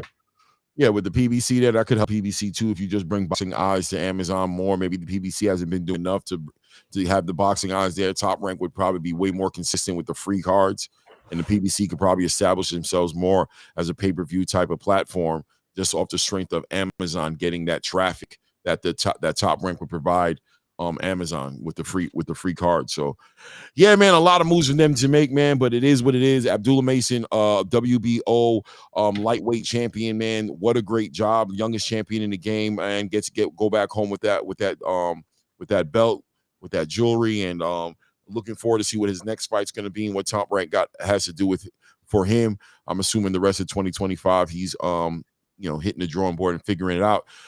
But also what Ray said earlier, as far as him going up to 140, I think that's a legitimate part of the conversation. We got to see what happens, all right? Because how long is he going to wait? at 135. He's only 21, man. You think he's already going to be moving up? Man, he's already stripping butt naked to make 135. He's doing it. You got to pay attention and have like 6 catchweight fights. Now, you know what? I wouldn't hate it if I'm being honest. I wouldn't hate it if he decides to move up right away, just because I don't want to say Shakur did it this way in some ways. You know what I mean? But he won this world title, so I wouldn't mind it if he says, "Hey, I'm ready to step it up to 140 and fight one of the world champions there." Now, I don't think he should do that. I think he should defend it, do another rematch with Sam Noakes, and kind of wait things out. That's me, though, Clay. Right? But yeah, big money, man. Naturally not a 135 pounder no more right now, I believe. Just keeping it 100. Now, can he make the weight? Probably. Yeah, he's probably eating right. He's cutting the weight, but he's definitely cutting the weight right now to be at 135. He's not, you know what I mean? That's not what his body wants. He's making his body do what he wants his body to do. And that's part of the game. And we'll be excited to see him doing it. But it does look like just him defending his title. I guess, yeah, keep him busy no matter what. If you're going to move him, you know what? There's arguments there to say that he should stay at 135 until he's ready to fight the big fights at 142.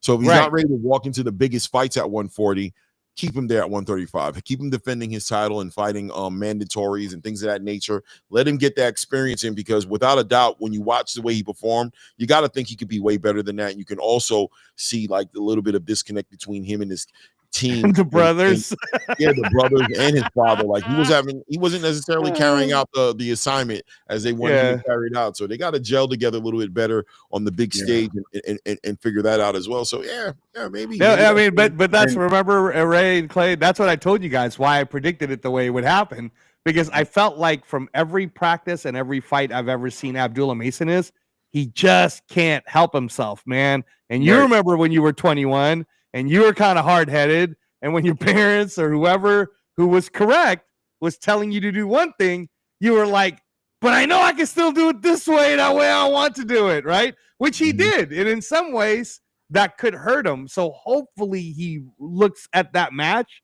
and says to himself, you know what, Sam Noakes did kind of hit me hard, and I don't need to be taking a lot of those. So let me I saw him in an interview. He said it. Yeah, he spoke on it. He spoke on it. Well, let's give a shout out to Floyd Schofield Jr. Please. Okay, all right. Okay, all right. Don't make me regret this. No, I'm not. Because without Floyd Schofield Jr., except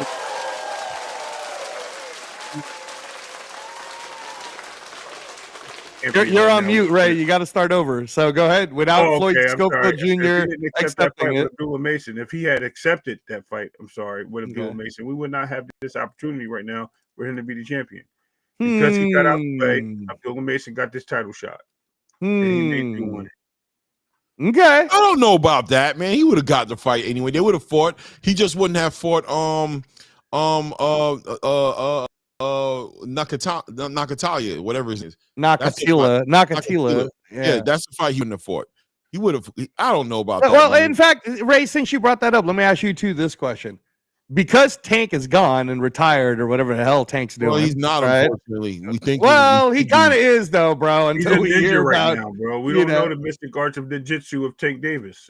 Yeah, and look, at the end of the day, that belt is over there still. And while that belt is over there, what I was going to ask is the WBA is always into making money.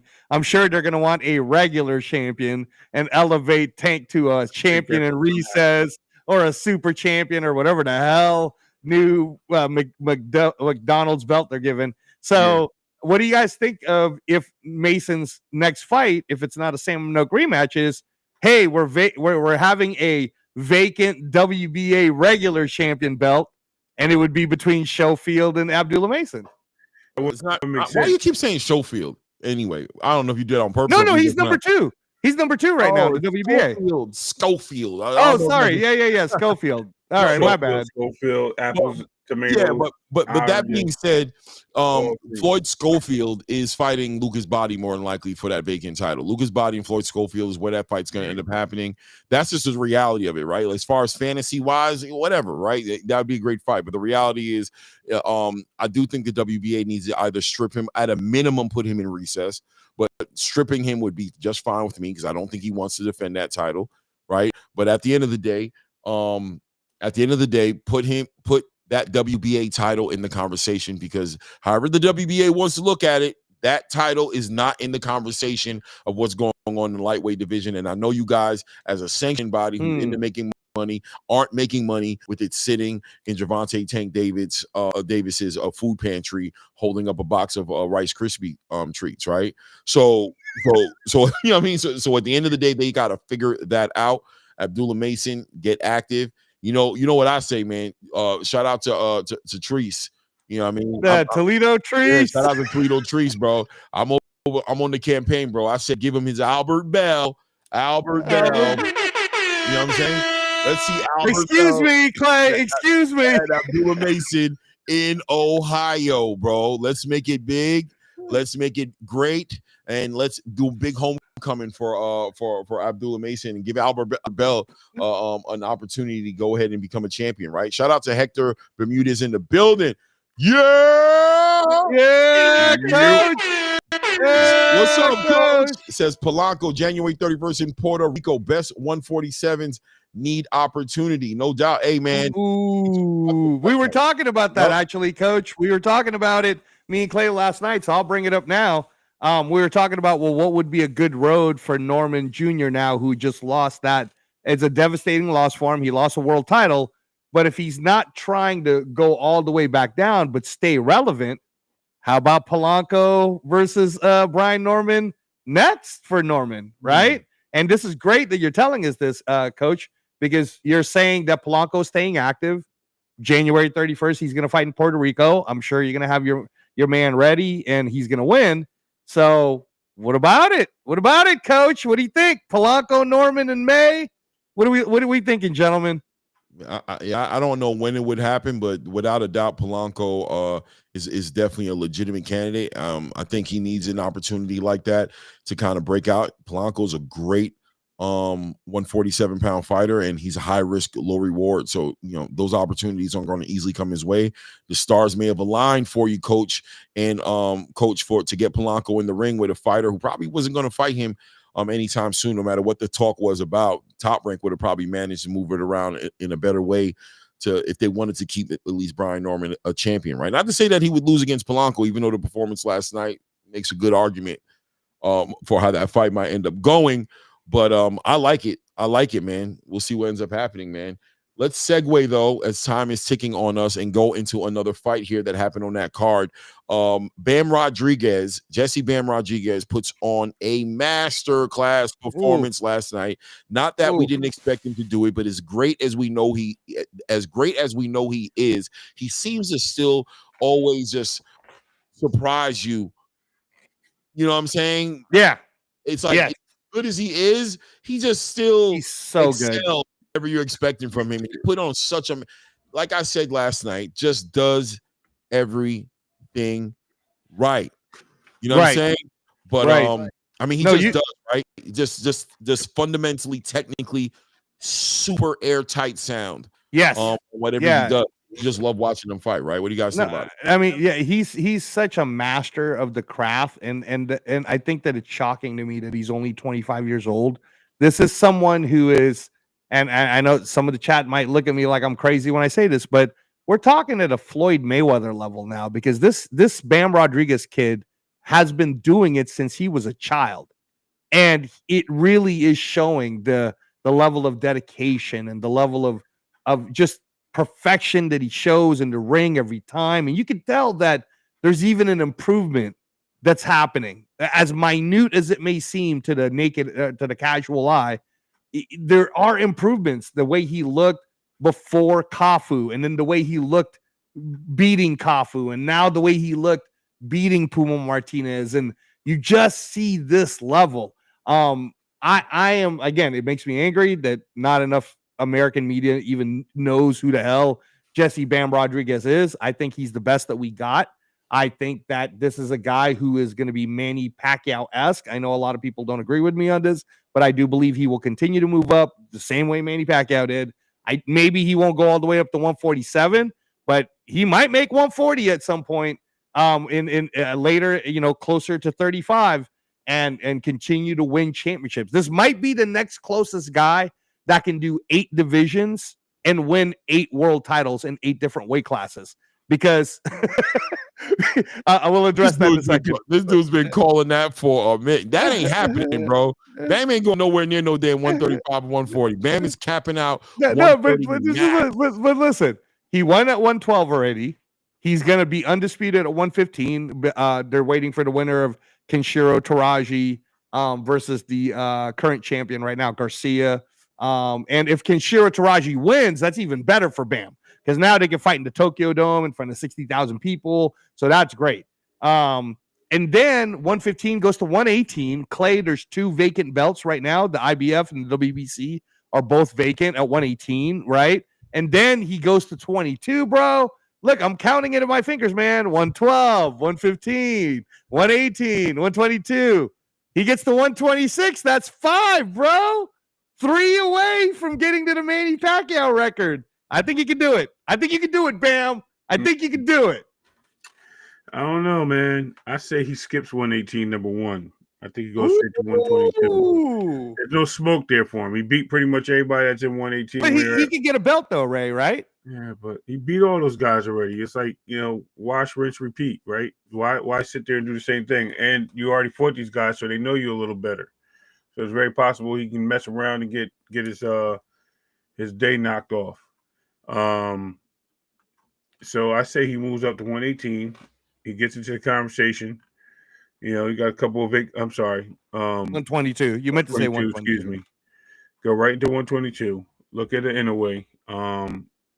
Maybe at Junto. You got Pascal, which is about to fight Junto. You got Tapales. Dude, you got a nice bundle of fighters there at 122 that can give him a good run for his money. I don't want to see a Louis Neri on his resume. None of those guys, because we know he'll beat those guys. I want to see him at the top with these guys. So that being said, I think that's great. Clay, go ahead if you want to get that super chat real quick, because I seen it sitting there before. Yeah. No, Coach, we're not ignoring you. Go ahead, Clay. Yeah, no doubt. Coach Hector Bermudez with the support here. Shout out to Coach Hector Bermudez, by the way. I really wanted an opportunity to speak to Coach about that fight with Kurt Scope. You know what I'm saying? I really wanted to get an opportunity. Let's get him, man. Here, let me. Coach, I'm gonna send you the link. Coach, if you could pull up for just a few minutes, that would be fantastic. Well, we should watch the rest of that fight. I didn't get a chance to see it on the Hangout. I know they were like, look at the show, and I just didn't have the time, bro. I've just been so tied up. But I can go back and watch it. But I definitely want an opportunity to speak to Coach about that fight. But Coach says here in the super chat, why you want Norman not to just get dropped but KO? I don't want nothing that bad to happen to Norman, man. I want Norman to do his thing. You know what I'm saying? Like, without a doubt, bro. Like, I want Norman to do his thing. But yeah, man. Next step. Look, at the end of the day, Polanco is one of my favorites at 147, up and coming. I like Polanco. This honestly, but this is before I even knew that Coach Bermudez was showing up on the Hangout. You know what I'm saying? I just like Polanco. I like what he does. So I think that fight would be great, and I have a feeling you guys would love to have that fight as well. As I know that you guys were in the conversation and wanted to see what was going to happen in the WBO and wanted to put Polanco in that conversation. So look, man, Devin Haney took the title. It is what it is, but I think a former WBO welterweight champion is just as good for you guys at this point than the actual champion. So let's make that fight happen. I was saying it more from the standpoint that I do believe that Polanco is a great talent, and I believe Coach Bermudez has done a really good job bringing him along and bringing him up. So the problem is, just like Coach Bermudez is saying, man, the kid needs a chance. And Top Rank, come on, man. You don't want him on Tubi, right? I don't want to see Polanco on Tubi. I'd like to see Polanco at least on DAZN or Riyadh or something. And I think that at this point, someone like Brian Norman may, he might sit there and go, because Brian Norman Sr., when Brian Norman Sr. and Coach Hector Bermudez was on the Hangout spot and they were talking to each other, Brian Norman Sr. did say that after the Haney fight, he'd love to maybe do a homecoming in Atlanta versus Rohan Polanco, right? So I'm just saying, man, if it already came out of his mouth, they must have been thinking it. So why would you back down from that now, right? No, make it happen, man. Make it happen. Make it happen, Coach. Yeah, man. Put it in there, man. I think they need something, man. It would make sense. So I'll be looking forward to see what Rohan looks like in January. in Puerto Rico. What card is that going to be in January? Is this the Xander I'll Zayas look card? it up. I'll look it up right now. If it's the Xander Zayas card, that would be amazing. Isn't that would be absolutely amazing. Let me look though. Go ahead and do your thing, guys. I'm gonna look for it on my little schedule ticker thingy, and let me see, January 31st. That would be so dope. I think that's what it is. It has to be. There's no way it's not that. That's exactly what it is. You might be surprised. There's a lot of cards happening in January. Fighters. That's a top ranked card. Xander Zayas headlining. Rohan Polanco. Although he's I know Rohan's Dominican, right?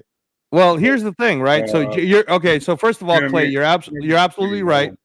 There is a January 31st card with Xander Zayas versus Abbas Baru in Puerto Rico. So you're absolutely right. It's most likely that. But also on January 31st, on DAZN is Bakram versus Josh Kelly. So just saying, there's 2 cards on January 31st. But he's a top-ranked fighter. What the hell? I understand. Over there in DAZN, you know what I'm saying? No, I understand. I understand. Yeah, he's going to be over there. Yeah, and then plus he just said he's fighting January 31st in Puerto Rico. So that actually, is there breaking news on that? Maybe Coach will tell us at some point who the opponent is. Who do you guys think the opponent for him would be? He's already in the number. I'm looking up right now. I think he's number 3. There it is. Coach just said it. I knew it. Co-main event, bro. That makes complete sense. Oh, that makes sense. Coach, can you give us the breaking news on who the opponent is as co-main event? Come on, Coach. I sent you the link. Give us some love, Coach. Come on in and tell us breaking news. Who's the opponent? Yeah, I'm looking at the rankings. It says Polanco is. I know he's higher than 7. That's ridiculous. If he's 7, yeah, no, that's where he's at. He's 6 or 7. That's ridiculous, bro. He should be higher than Liam Paro. Paro lost, and Liam Paro was coming up. No, I know, but he did lose though, is what I was saying. So he lost, then he moved up. Now he's fighting. Did he just fight, or did that fight happen? The IBF eliminator? He had a fight recently. Oh, he won that one. The IBF eliminator. He said everyone keeps ducking. It is what it is. Right? No, I see. I'm reading it right now, guys. Liam Paro isn't fighting until January 16th against Patty Donovan. It says. Yeah, that's who he's fighting. That's going to be at 147. Right. Yeah. That's the IBF eliminator. So for the WBO, that's what I'm saying is Rohan Polanco should be higher. Shit, man. Manny Pacquiao is higher than Polanco. Manny Pacquiao is number 4 in the WBO. Good Lord. You know what the politics are. But let's move on to the fights. Let's get back to the fights because I don't want to be up here all night. I do want to dive into the I mean, look, Bam Rodriguez looked great last night. And, you know, we're looking forward to see what he does. I think that is the conversation with Bam, though. I think 115 just don't got nothing for him. Right. There's just nothing there for him. I was saying that going into the fight, right? I mean, me and Rage had conversation. I don't necessarily think it was on his platform, but I was like, look, man, if there's a fight on here that is kind of like, because we were talking about the fights all being like 50-50 in competitive fights, but we were like, if there's a fight on here that's not really that, it's probably that Bam Rodriguez fight, because as much as Puma brought to the table as far as being undefeated and bring whatever it is, he was a wild card.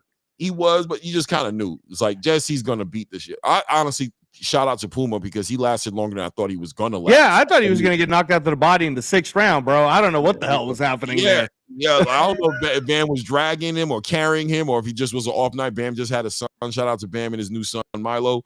You know what I'm saying, that he just had. So maybe he just been a little distracted, wasn't on his A game per se that night. But at the end of the day, the performance was still a super dominating performance, and it just made you revisit the conversation of, okay, Bam needs to be challenged. What's that look like, and where does that look like it happening at this point? He's special enough to where you don't even need to chase undisputed, even though I get it if that's what the next move is going to be. If you're going to go chase that last belt, go ahead and get it done.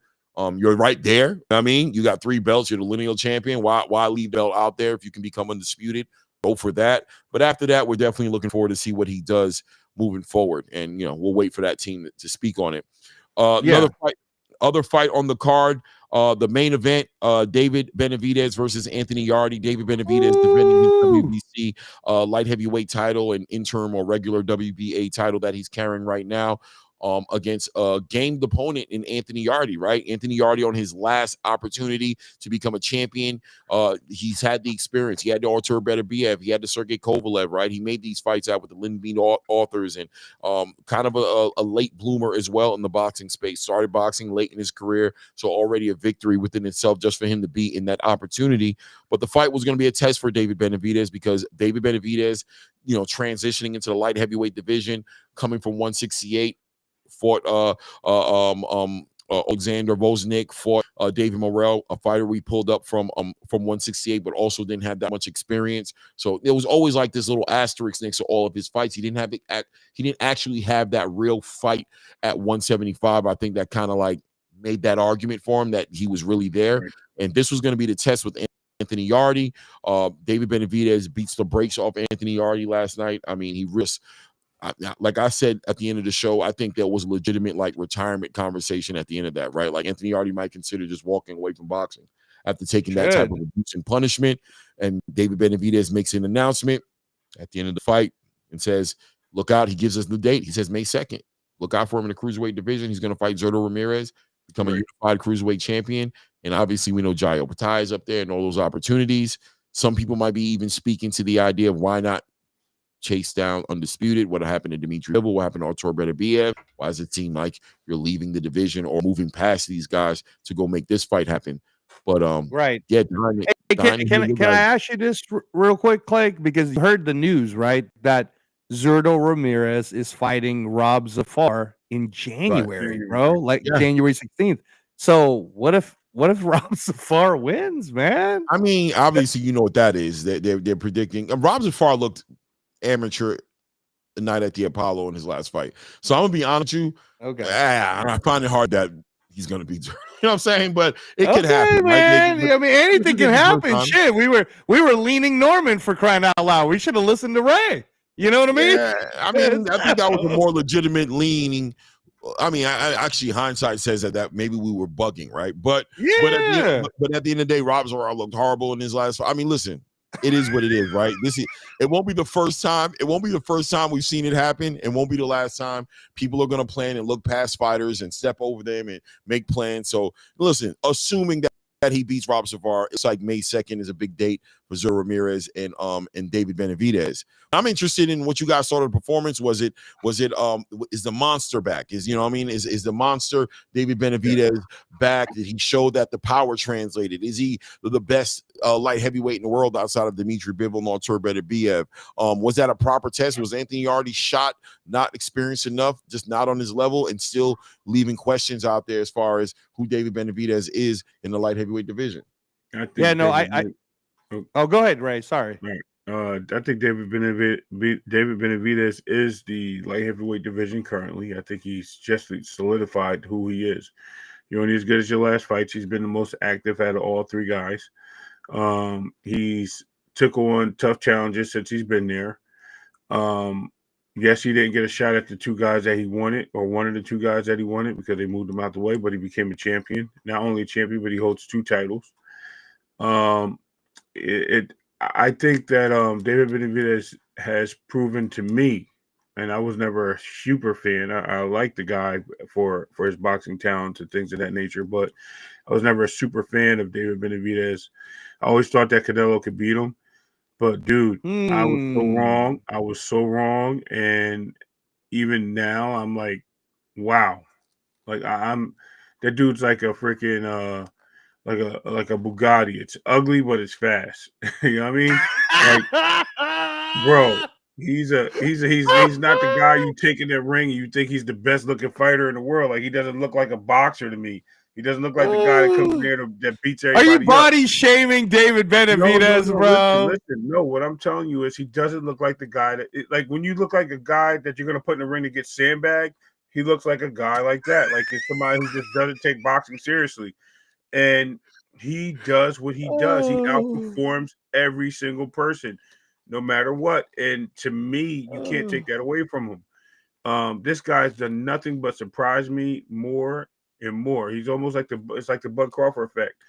I have to give this guy all the flowers in the world. He's He's a dominant athlete. He's showing ability.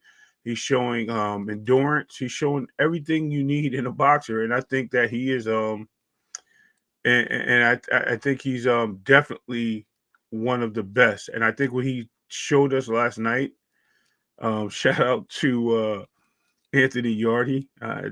Wish you well in your career, but he put that guy into a spot where he didn't know where he was. And it almost reminded me of when he beat up Andrade.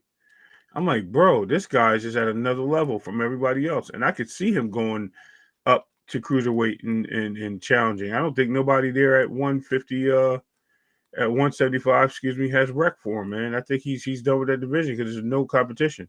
So shout out to David Benavidez. Shout out to Anthony Yardy for their fight. I mean, there's nothing really to talk about. We've seen it. Is David Benavidez the face of American boxing? No.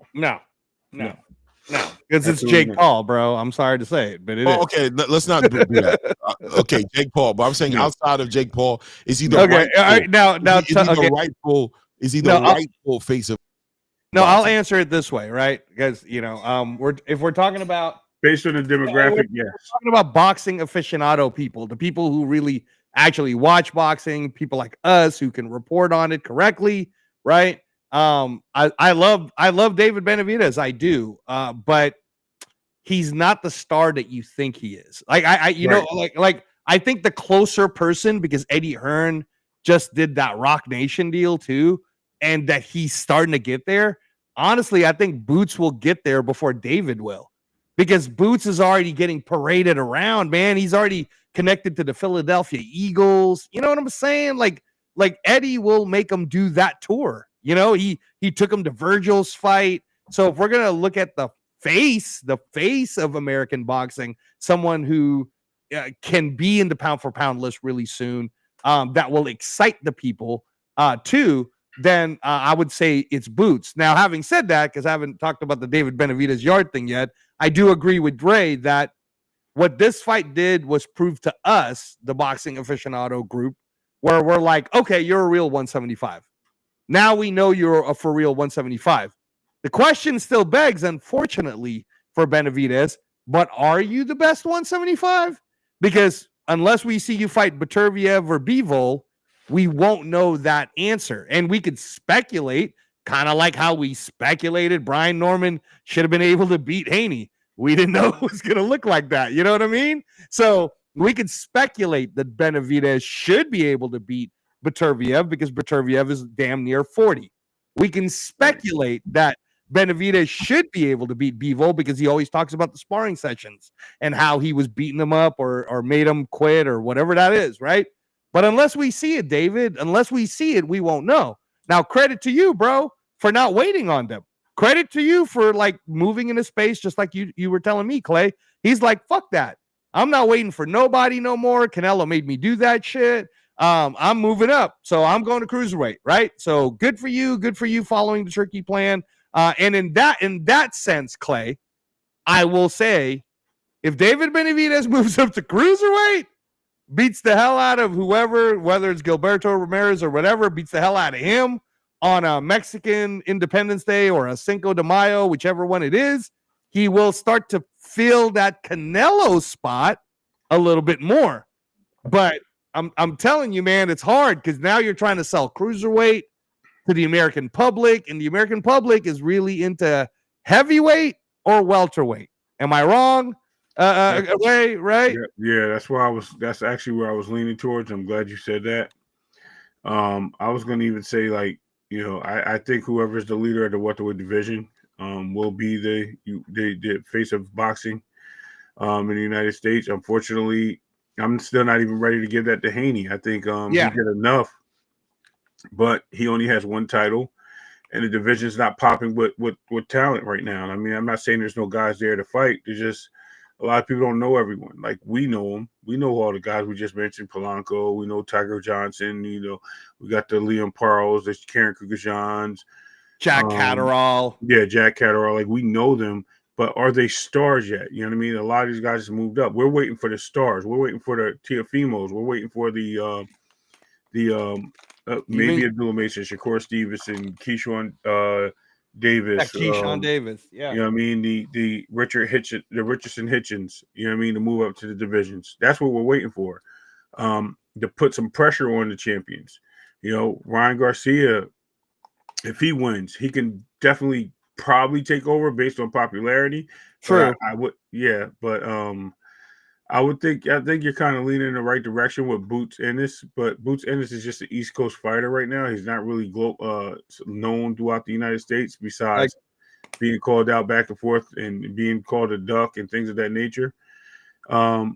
So I don't know if David Benavidez is. I think we would have to go with somebody. I think Gervonta is probably still that face until. Oh Jesus! Listen, I'm being honest. He's known globally. He's known internationally, right? You're killing me, Ray. You're killing me, man. I mean, where else do we go with it? I mean, that's currently. But David Benavidez in the divisions he in is not going to be known for that. If he beat a Canelo, possibly, but because he never got that opportunity, no. Yeah, I think the conversation is definitely there for David Benavidez. You know, he performs on this international stage, and he puts on a performance like he did. The world got a chance to see David Benavidez on that Riyadh season card, right? Like that's a world level card. Yes. And so now, now the world gets a taste of, some of America's best fighters. They've seen Bam Rodriguez. They've seen Abdullah Mason, the young phenom at this point, champion, the youngest champion in the game. They've seen Devin Haney, redemption and do what he did against, a puncher that the world saw knock out Jin Sasaki. And no matter what everybody wants to think about Jin Sasaki, that was on a world stage in Japan.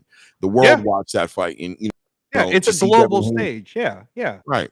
And to see Devin Haney, cancel him the way he did right there, that puts Devin Haney's name back in the conversation as some of America's finest boxing that you can watch. And of course, David Benavidez headlining that card, and then showing out the way he did with Anthony Yardy, an international fighter who I'm sure brought his own fan base as well, to the table to see David Benavidez do that. Yeah, Jerron Boots Ennis is local and domestic. He's doing his thing on the East Coast there in Philadelphia. And, he's done a lot of shows over there at the Wells Fargo and sold out there. And even Virgil Ortiz has had his performance there on the world stage level against Israel Madrimov. And we saw what he did against Bohuchuk, who's he's an international fighter, right? He's not from America. So that was a great performance. Fight of the Year candidate, was recognized as Fight of the Year at the Ring Magazine Awards. So there's people in there who are working on making themselves the face of boxing, right? Who's working on that name. But is there an argument there to also say that David Benavidez has probably accomplished and done something great by taking that victory in Anthony Yardy and making that announcement to go to cruiserweight, and be in the same division as Jairo Patay and pick a unification if he beats Zurdo Ramirez and potentially make a huge mega fight with a world star in I mean, he's not a world star, but he's an international hitter in Jairo Patay, to see David Benavidez with Jairo Patay on the biggest stage. It does kind of seem like there's an argument there to say that the trajectory is face of boxing energy if he's able to properly execute. No, I mean, I hope you're right, Clay, that Turkey's going to plan all this out and that Jai. So from the snippets we've heard is that apparently Jai has already said that Turkey is promising that a nice fight will happen for him in Riyadh. I'm anticipating that it's going to be the winner of Badu Jack versus Mikhailian, which is happening on December 13th and on Amazon, right? Winner of that then is the legit WBC cruiserweight. So I'm anticipating that Jai's next fight, which I think is in January, is some kind of a weird tune-up for him just to make sure that Riyadh season could do this big fight between Badu Jack or Mikhailian, whoever the winner is, to unify WBC and IBF. And in the meantime, what you were telling me, Clay, is that Benavidez, should he challenge Gilberto Ramirez, would now have the WBO, WBA, should he win. And then now you could do a big Riyadh season, October, undisputed championship, cruiserweight of the world. Now, to go to your point, how does that make Benavidez a star, even if he beats Jairo Patay? Because if it's not being shown on CBS, Paramount Plus, Netflix, if it's still DAZN And if it's still DAZN pay-per-view, and I'm talking to you, DAZN president, y'all, man, you guys got to stop playing with Americans, man. I'm just gonna say it this one time, all right? Then I'll shut up about it, Clay. How are you gonna make me and Clay and Ray pay $60 last night, and this morning is free on YouTube? Why don't you? I mean, you know, come on. Free this morning. I saw that shit. I was like, wow, I mean, that was not about. Come on, man. You guys are diabolical for doing that to us. Now I get it. Yeah. I'm not complaining that I paid the $60 to watch a live event that I wanted to see. I'm not even complaining about that. Right. What I'm saying is you gave it to everyone else outside of the US for $20. Yep. Why couldn't you give it to us for $20? What is the problem? Is there like some fucking weird ass tariff I don't know about? This is crazy, man. I don't know. You explain it to me, guys. I told you. I think that whole money thing comes from the fighters that deserve more money over here in the States. I don't think these guys internationally. I think some of them make bank, but they earn it through the gate. They don't earn it through the DAZN or the whatever the channels are.